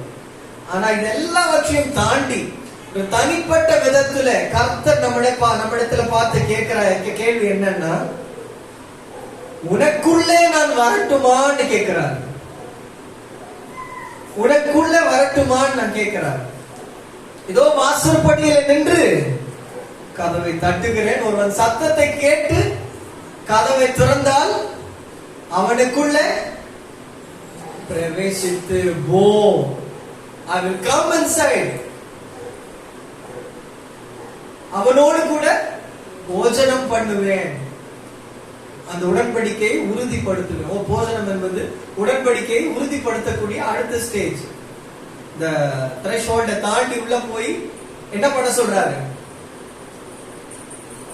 பஸ்காவுல அந்த ஆட்டை வேக வச்சு கூடாது, பச்சையாவும் சாப்பிடக்கூடாது, ஃபுல்லா சுட்டு அந்த நைட்டுக்குள்ள அதை சாப்பிட்டு முடிச்சிடணும், புசிக்கணும் அப்படின்னு சொல்லிட்டு சொல்றாரு. They have to eat. இந்த போஜனம் என்பது எதை குறிக்குதுன்னா, நமக்கும் தேவனுக்குள்ளும் இடையில இருக்கிறதான இந்த உடன்படிக்கை சீல் ஆகுது, உறுதிப்படுத்தப்படுகிறது என்று சொல்லி அர்த்தம்.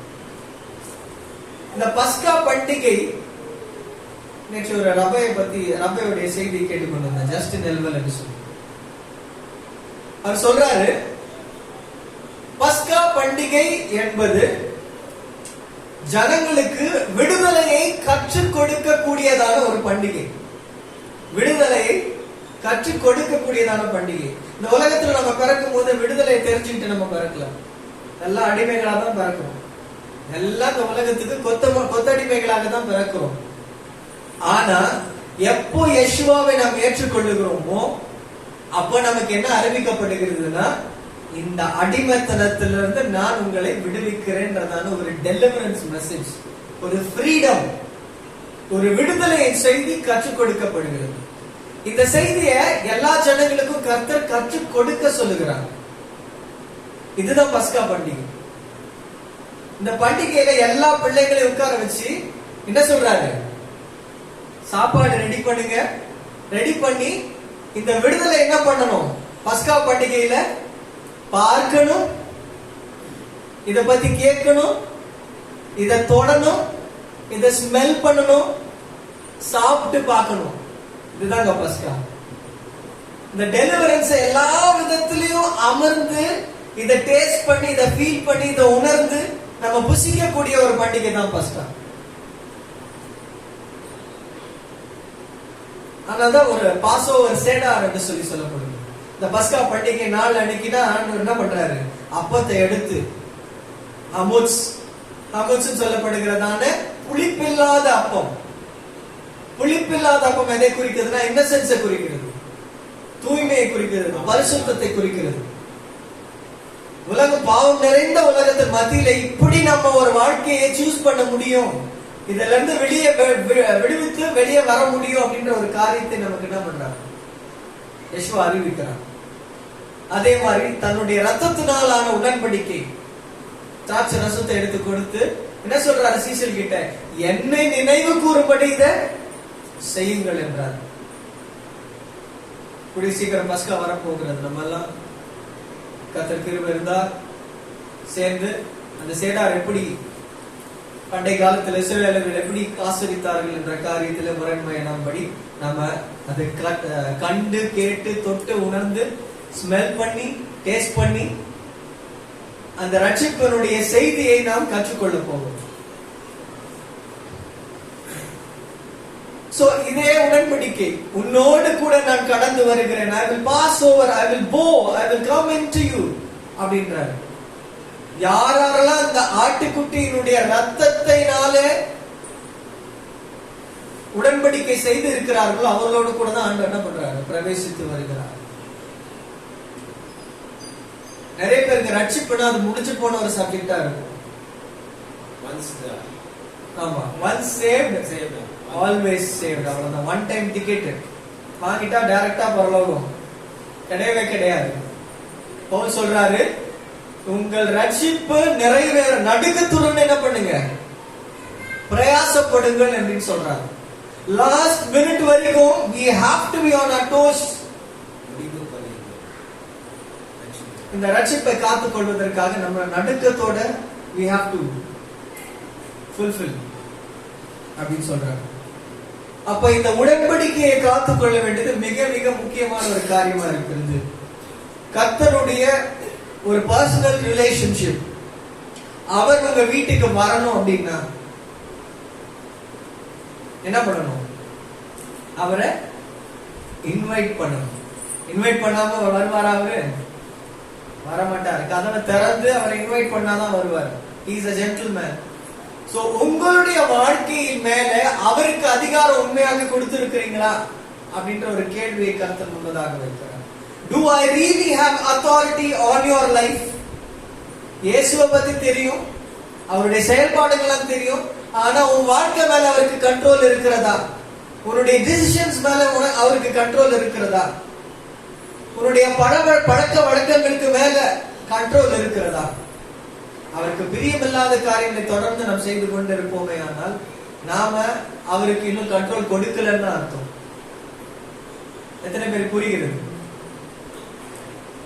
அவர் கண்ட்ரோல் இருந்தார்னா அவருடைய வார்த்தையின்படி நம்முடைய வாழ்க்கை நடக்கும். இன்னொரு வசனம் எடுத்து வாசிங்க.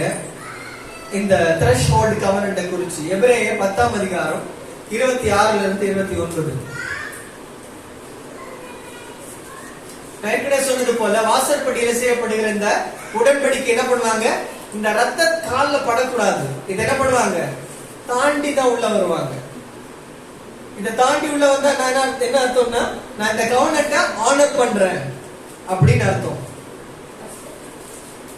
10:26 இருந்து 29.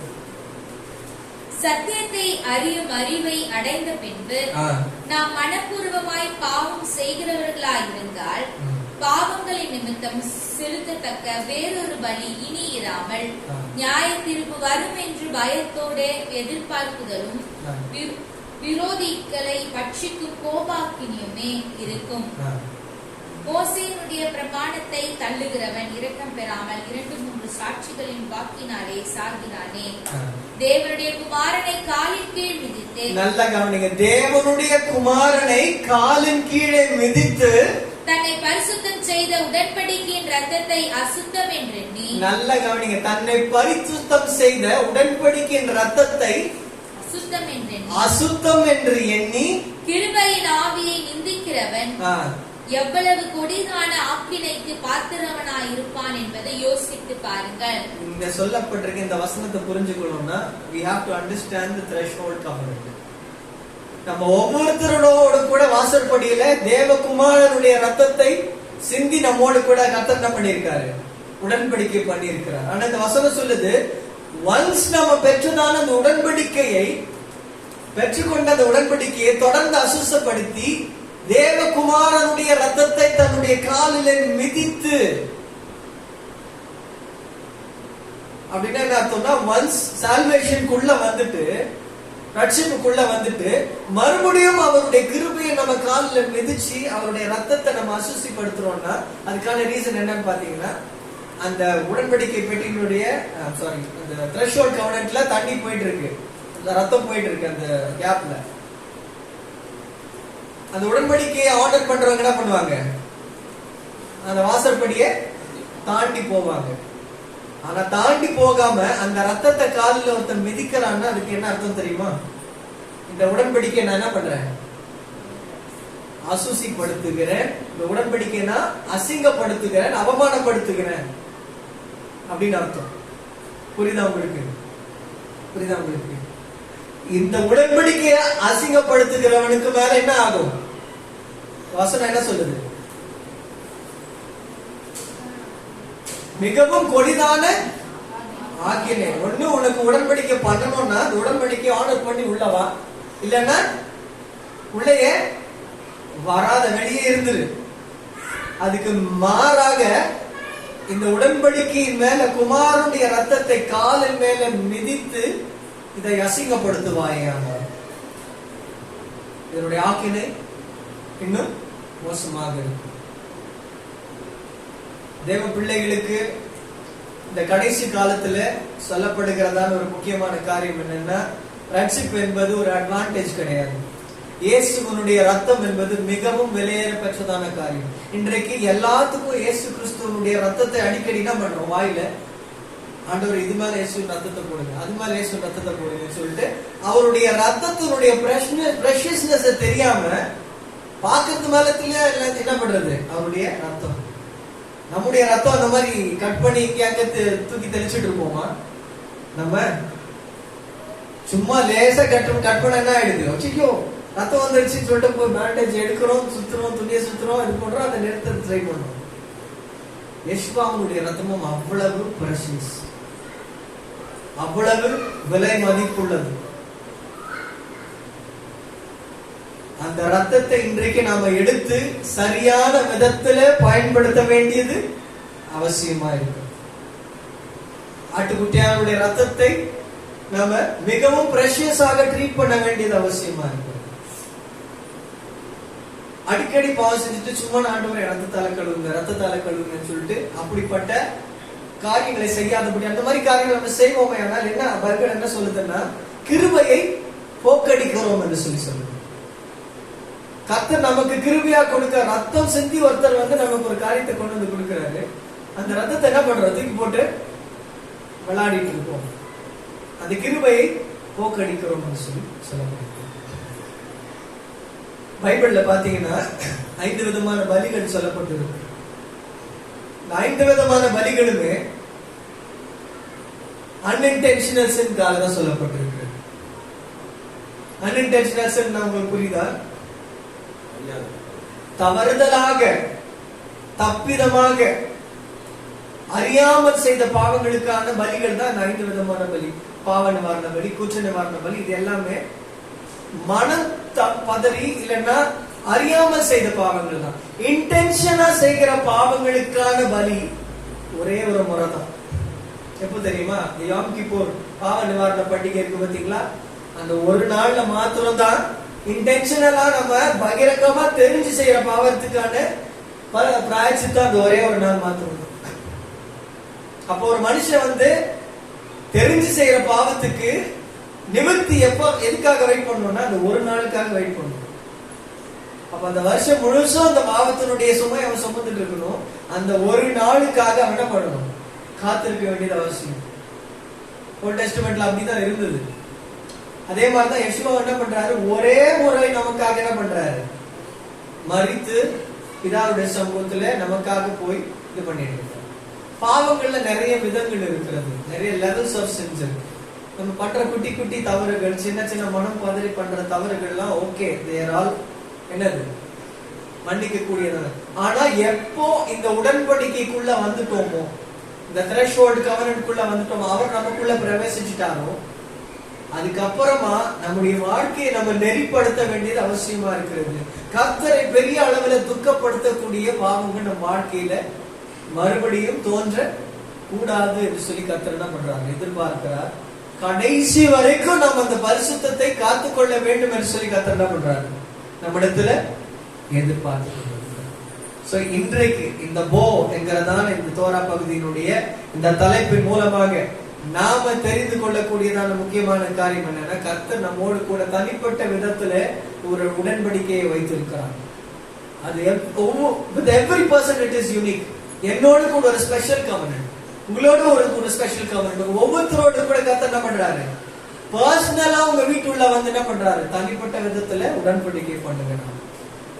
அந்த உடன்படிக்கையை கர்த்தர் நாம ஆனர் பண்ணணும்னு எதிர்பார்க்கிறார். இது எவ்வளவு பிரஷஸான காரியம். தன்னுடைய சொந்த குமாரனை நமக்காக ஒருத்தர் என்ன பண்ணிருக்காரு, பலி கொடுத்திருக்கிறாருன்னா ரொம்ப பிரஷஸான காரியம். என் பிள்ளைய இந்த மாதிரி ஒருத்தருக்காக நான் தியாகம் பண்ணிட்டான், அந்த பிள்ளைய வந்து நான் இன்னொருத்தவங்க வந்து துச்சமா மதிச்சு காலை கீழே போட்டு மெதிக்கிறதா நான் சும்மா இருப்பேனா? என்னால பார்த்துட்டு சும்மா இருக்க முடியுமா? முடியாது. நம்ம யாருமே அந்த மாதிரி சும்மா இருக்க முடியாது. அதே போல யெஷுவாவை அவருடைய ரத்தத்தை காலின் கீழே போட்டு மிதித்து அவமானப்படுத்துற அளவுக்கு பிதா என்ன பண்ண மாட்டார், அமைதியாக இருக்க மாட்டார். எனவே ரட்சிக்கப்பட்ட பிள்ளைகள் ஆகிய நாம இந்த உலகத்துல நாம் பெற்றுக்கொண்ட பரிசுத்தத்தை காத்து கொள்ள வேண்டியது மிக மிக அவசியமா இருக்கிறது. ஒன்ஸ் உள்ள வந்துட்டோம், மறுபடியும் இந்த உலகத்தோடு கூட போய் களவாக இருக்க வேண்டியது அவசியமா இருக்குது. உலகத்தாருக்கும் நமக்கும் என்ன பண்ணப்பட்டிருக்கு, ஒரு பிரிவினை கர்த்தர் வைத்துட்டார். அங்க இருக்கிற டார்க்னஸ்ல இருக்கவங்கள தான் வெளிச்சத்துக்குள்ள கொண்டு வர்றது நம்ம ரெஸ்பான்சிபிலிட்டி. அதை விட்டுட்டு நாம போய் அவங்களோட கூட மிக்ஸ் ஆகி அவங்க பண்ற பழக்கங்கள்லாம் நம்ம தொடர்ந்து அவங்களோட மிக்ஸ் ஆகணுமே, அது வந்து நம்முடைய அறியாமை தான் குறிக்கிறது. சோ கர்த்தர் இந்த தோரா பகுதி மூலமாக நமக்கு சொல்லக்கூடியதான காரியம் என்ன அப்படி பார்க்கும்போது, honor the covenant every day. Salvation is a daily process. ஒவ்வொரு நாளும் நாம் ரட்சிக்கப்பட வேண்டும்.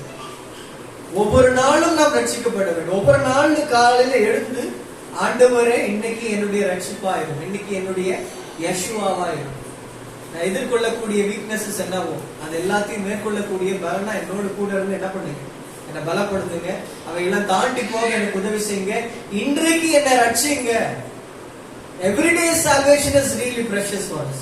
ஒவ்வொரு நாளும் என்ன ரட்சித்து கொண்டு வாங்க. அப்படிதான் நம்ம படிப்படியாக நாம் அந்த டெஸ்டினிக்கு நேராக நாம் கடந்து செல்ல வேண்டியது அவசியமா இருக்கிறது. நம்ம எல்லாரும் கண்களை மூடி இந்த நாளிலே நம்மை நாமே தேவ சமூகத்துல அர்ப்பணிப்போம். இதுவரை நம்ம வந்து சரியா புரிஞ்சிருக்கலாம், சரியா புரிந்திராமல் இருந்திருக்கலாம். ஆனா இன்றைக்கு நம்ம எபிரேயர் 10ஆம் அதிகாரம் 26ல இருந்து 29 வரைக்கும் வாசித்த இந்த threshold covenant, இந்த வாசலிலே செய்யப்படுகிறதான இந்த உடன்படிக்கை, குமாரனுடைய ரத்தத்தை குறித்து நாம் அறிந்திருக்கிறோம். ஒருவேளை நம்ம இந்த அறியாமல் அந்த ரத்தத்தை நம்ம ஒருவேளை அசட்டை பண்ணி இருந்தால், இந்த வேளையில நம்ம ஒரு விஷயம் நம்ம ஒப்பு கொடுப்போம். ஆண்டவரே, யெஷுவா, என் வாசற்படியினுடைய கதவை நான் திறக்கிறேன், என்னோடு கூட வாங்க, என்னோடு கூட உடன்படிக்கை பண்ணுங்க.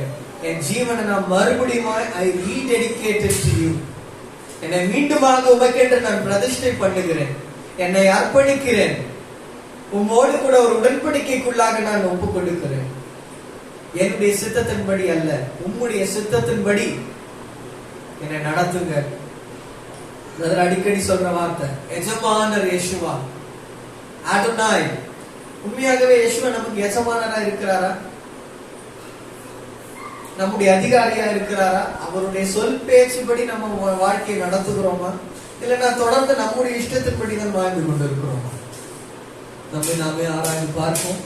அப்படி ஒருவேளை நம் தவறு இருந்தால், எஜமானனே என்னை ஆளுகை செய்யும், நம்முடைய ஆளுகைக்குள்ளாக என்னை கொண்டு வாரும் ஆண்டவரே, உமக்கு நான் கீழ்ப்படுகிறேன் என்று சொல்லி இந்த கீழ்ப்படிதலுக்குள்ளாக நாம் வாழக்கூடியதான தேவ பிள்ளைகளாக நாம் மாறணும். அவையும் வாழ்க்கையிலும் இந்த நாளுக்காக நன்றி செலுத்துகிறோம். இந்த தோரா பகுதியிலே ஆண்டவரே, அப்பா நீர் எகிப்தர்களோடும் கூட இஸ்ரவேலர்களோடும் கூட நீர் கடந்து வருவேன் என்று சொன்னீர். நீர் எங்கள் மத்தியில கடந்து வருவது எங்களுக்கு ஆசீர்வாதமா இருக்க, நீ பண்ணுகிற உடன்படிக்கை எங்களுக்கு ஆசீர்வாதத்தையும் செழிப்பையுமே கொண்டு வர உதவி செய்யும். ஒருவேளை நாங்க தகுதி இல்லாமல் இருந்தோமே, ஆனால் தான் எங்களுக்கு அநேக தீண்டனைகள் எங்க வாழ்க்கையில வந்திருக்கும். ஒரு விஷயம் ரீடெடிகேட், உமக்கு பிரியமில்லாத காரியங்கள் வாழ்க்கையில இருக்குமே, ஆனால் அது எல்லாவற்றையும் மாற்றி போடுங்க. கோபத்தை போல உங்களுடைய உடன்படிக்கை எங்கள் வாழ்க்கையில ஆசீர்வாதத்தையும் பெருக்கத்தையும் மாத்திரமே கொண்டு வர கிருபை செய்யுங்க ஆண்டவரே. உடைய பார்வையில் எப்பொழுதுமே நாங்கள் தகுதி உள்ளவர்களா இருக்க உதவி செய்யும். யேசுவா மசியாக நாமத்தில் ஜெபிக்கிறோம் நல்ல பிதாவே. ஆமென்.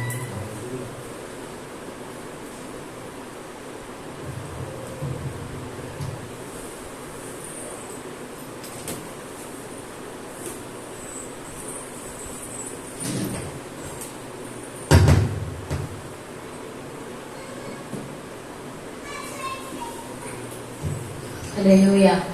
தேவனுக்கு மகிமை உண்டாவதாக. அப்படியே அந்த ஜெபத்தோடு நம்ம எழுந்திருந்து இந்த வேலையில நமக்காக நாம் பாவிகளாக இருந்தும் அவர் தன் சொந்த இரத்தத்தை சிந்தி நம்மை மீட்டு கொண்டார். நம் பாவங்களை மன்னித்து நம்மை அணைத்து கொண்டவரை மறுபடியுமாக நாம் சிறுவையிலே அறைவது என்பது மிக கொடூரமான காரியமாக இருக்கிறபடியினாலே உணரப்பட்டவர்களாக, உணர்வுள்ள இருதயம் உள்ளவர்களாக நம் இருதயம் உணர்ந்து, ஆண்டவரே உம்முடைய நீர் எங்களுக்கு சிந்தின அந்த ரத்தத்தை நாங்கள் மதிக்காமல் ஆண்டவர் இருந்திருந்தால் எங்களை தயவாக மன்னிக்கும்படியாக அவருடைய சமூகத்தில் ஒப்பு கொடுத்தது விலையேற பெற்ற ரத்தத்தை குறித்து இந்த வேலையில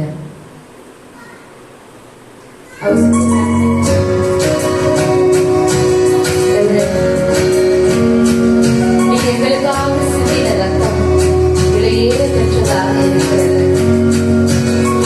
ரத்தத்தை குறித்து நாங்கள் இன்னும் ஆண்டவரை ஜாக்கிரதை உள்ளவராக இருந்து எப்பொழுதும் மக்களாக வாழ உதவி செய்ய ஆண்டவரே. விலையேற பெற்ற ரத்தத்தை எப்பொழுதும் நாங்கள் உணர்ந்த உள்ள ஆவியை ரத்தமே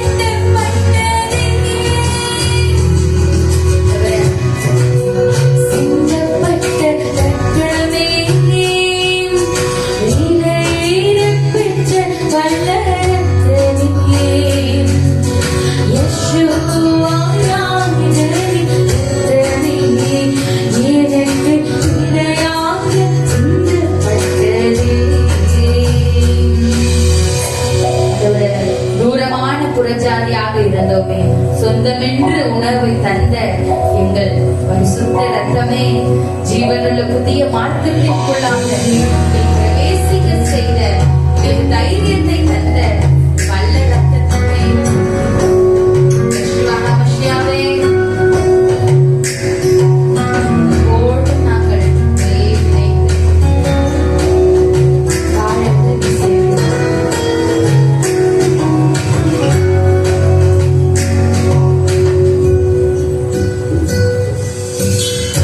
தூரமான புறஜாதி எனக்கு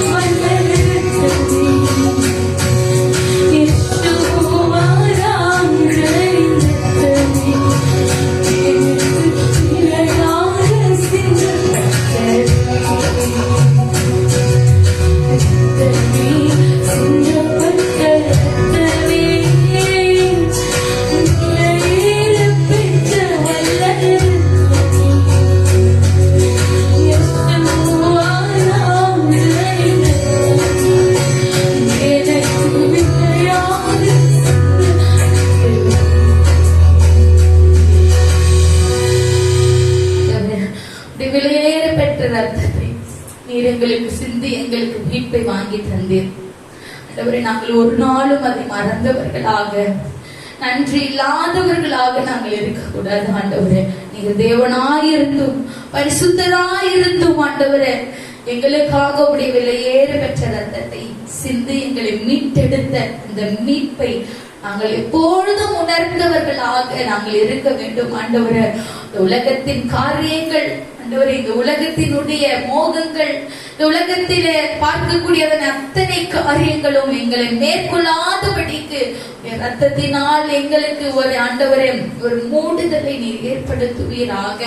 ஆண்டவரே, பிசாசானவன் உலகத்தை கொண்டு எங்களை சோதிக்காதபடிக்கு எப்பொழுதும் விழித்திருந்து ஆண்டவரே, நம்மளுடைய வார்த்தையோடு கூட ஆண்டவரே இந்த பிசாசை ஜெயிக்கிறவர்களாக இருக்கும்படியாக நாங்கள் இருக்க நீர் எங்களை நிலைநிறுத்துவீராக, ஸ்திரப்படுத்துவீராக, ராஜ்யத்திற்கு நேராக வழி நடத்துவீராக. நாம மகிமைக்காக மாத்திரமே உமக்கு சாட்சி உள்ள ஜீவத்தை நாங்கள் வாழ்ந்து ஆண்டவரே மற்றவர்களுக்கு ஆண்டவரே சாட்சி உள்ளவர்களாக எங்களோட வாழ்க்கையெல்லாம் மற்றவர்கள் சாட்சியாக இருந்து உண்மை பிரதிபலிக்கிறவர்களாக நீங்கள் இருக்க எங்களுக்கு உதவி செய்வீராக தகப்பனே. யேசுவா மசியாவே, உம்முடைய அடிச்சுவடுகளை நாங்கள் பின்பற்றுகிறவர்களாக உப்பாக கனிதரும் மரமாக வெளிச்சமாக இருக்க எங்களை எடுத்து பயன்படுத்துவீராக. மற்றவர்கள் பார்த்து எங்களை ஆண்டவரே உம்முடைய பிள்ளைகள் அல்ல என்றதான அந்த தவறான சாட்சிகளுக்குள்ளாக எங்களை வழிநடத்தாதபடிக்கு உடைய வார்த்தையை கொண்டு முழுவதுமாக எங்களை வழிநடத்தும்படியாக சமூகத்திலே உடைய பலிபீடத்திலே நாங்கள் தக்கன பலிகளாக எங்களை ஒப்பு கொடுக்கிறோம். எடுத்து எங்களை உமக்கென்று பயன்படுத்துங்க. இந்த கடைசி நாட்களில ஆண்டவரே உமக்கென்று ஆண்டவர் எழுந்து ஜொலிக்கிறவர்களாக ஆண்டவரே அக்னி ஜுவாலையாக எடுத்து பயன்படுத்துவீராக. உம்முடைய என்னுடைய ஊழியக்காரிகளை அக்னி ஜுவாலையாக பயன்படுத்துவேன் என்று சொன்னீரே. அக்னி ஜுவாலையாக ஆண்டவரை பயன்படுத்தும்படியாக தாழ்த்தி ஒப்பு கொடுக்கிறோம். எல்லா துதிகன மகிமை யாவற்றையும் உமக்கு மாத்திரமே செலுத்தி மீட்பெரும் இரட்சகரும் ஆகிய யேசுவா மசியாவின் நாமத்தினால் ஜெபிக்கிறோம் எங்கள் அன்பு நல்ல பிதாவே, ஆமென். ஆத்துமாவே கர்த்தரை ஸ்தோத்திரி, உங்களுடமே கர்த்தரின் பரிசுத்த நாமத்தை ஸ்தோத்திரி. ஆத்துமாவே கர்த்தரை ஸ்தோத்திரி, கர்த்தர் செய்த சகல உபகாரங்களையும் மறவாதே. ஆமென்.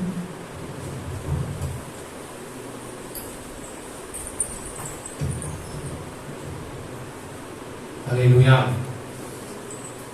கர்த்தர் உங்கள் எல்லோரையும் ஆசீர்வதித்து உங்கள் எல்லோரையும் காக்க கடவர்.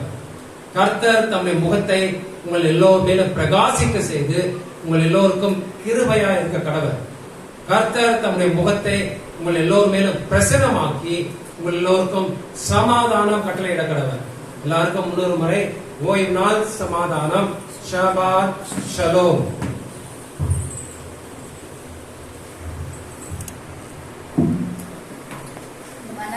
நல்ல மனமகிழ்ச்சியோடு ஷபாத் ஷலோம், ஷபாத் ஷலோம், ஷபாத்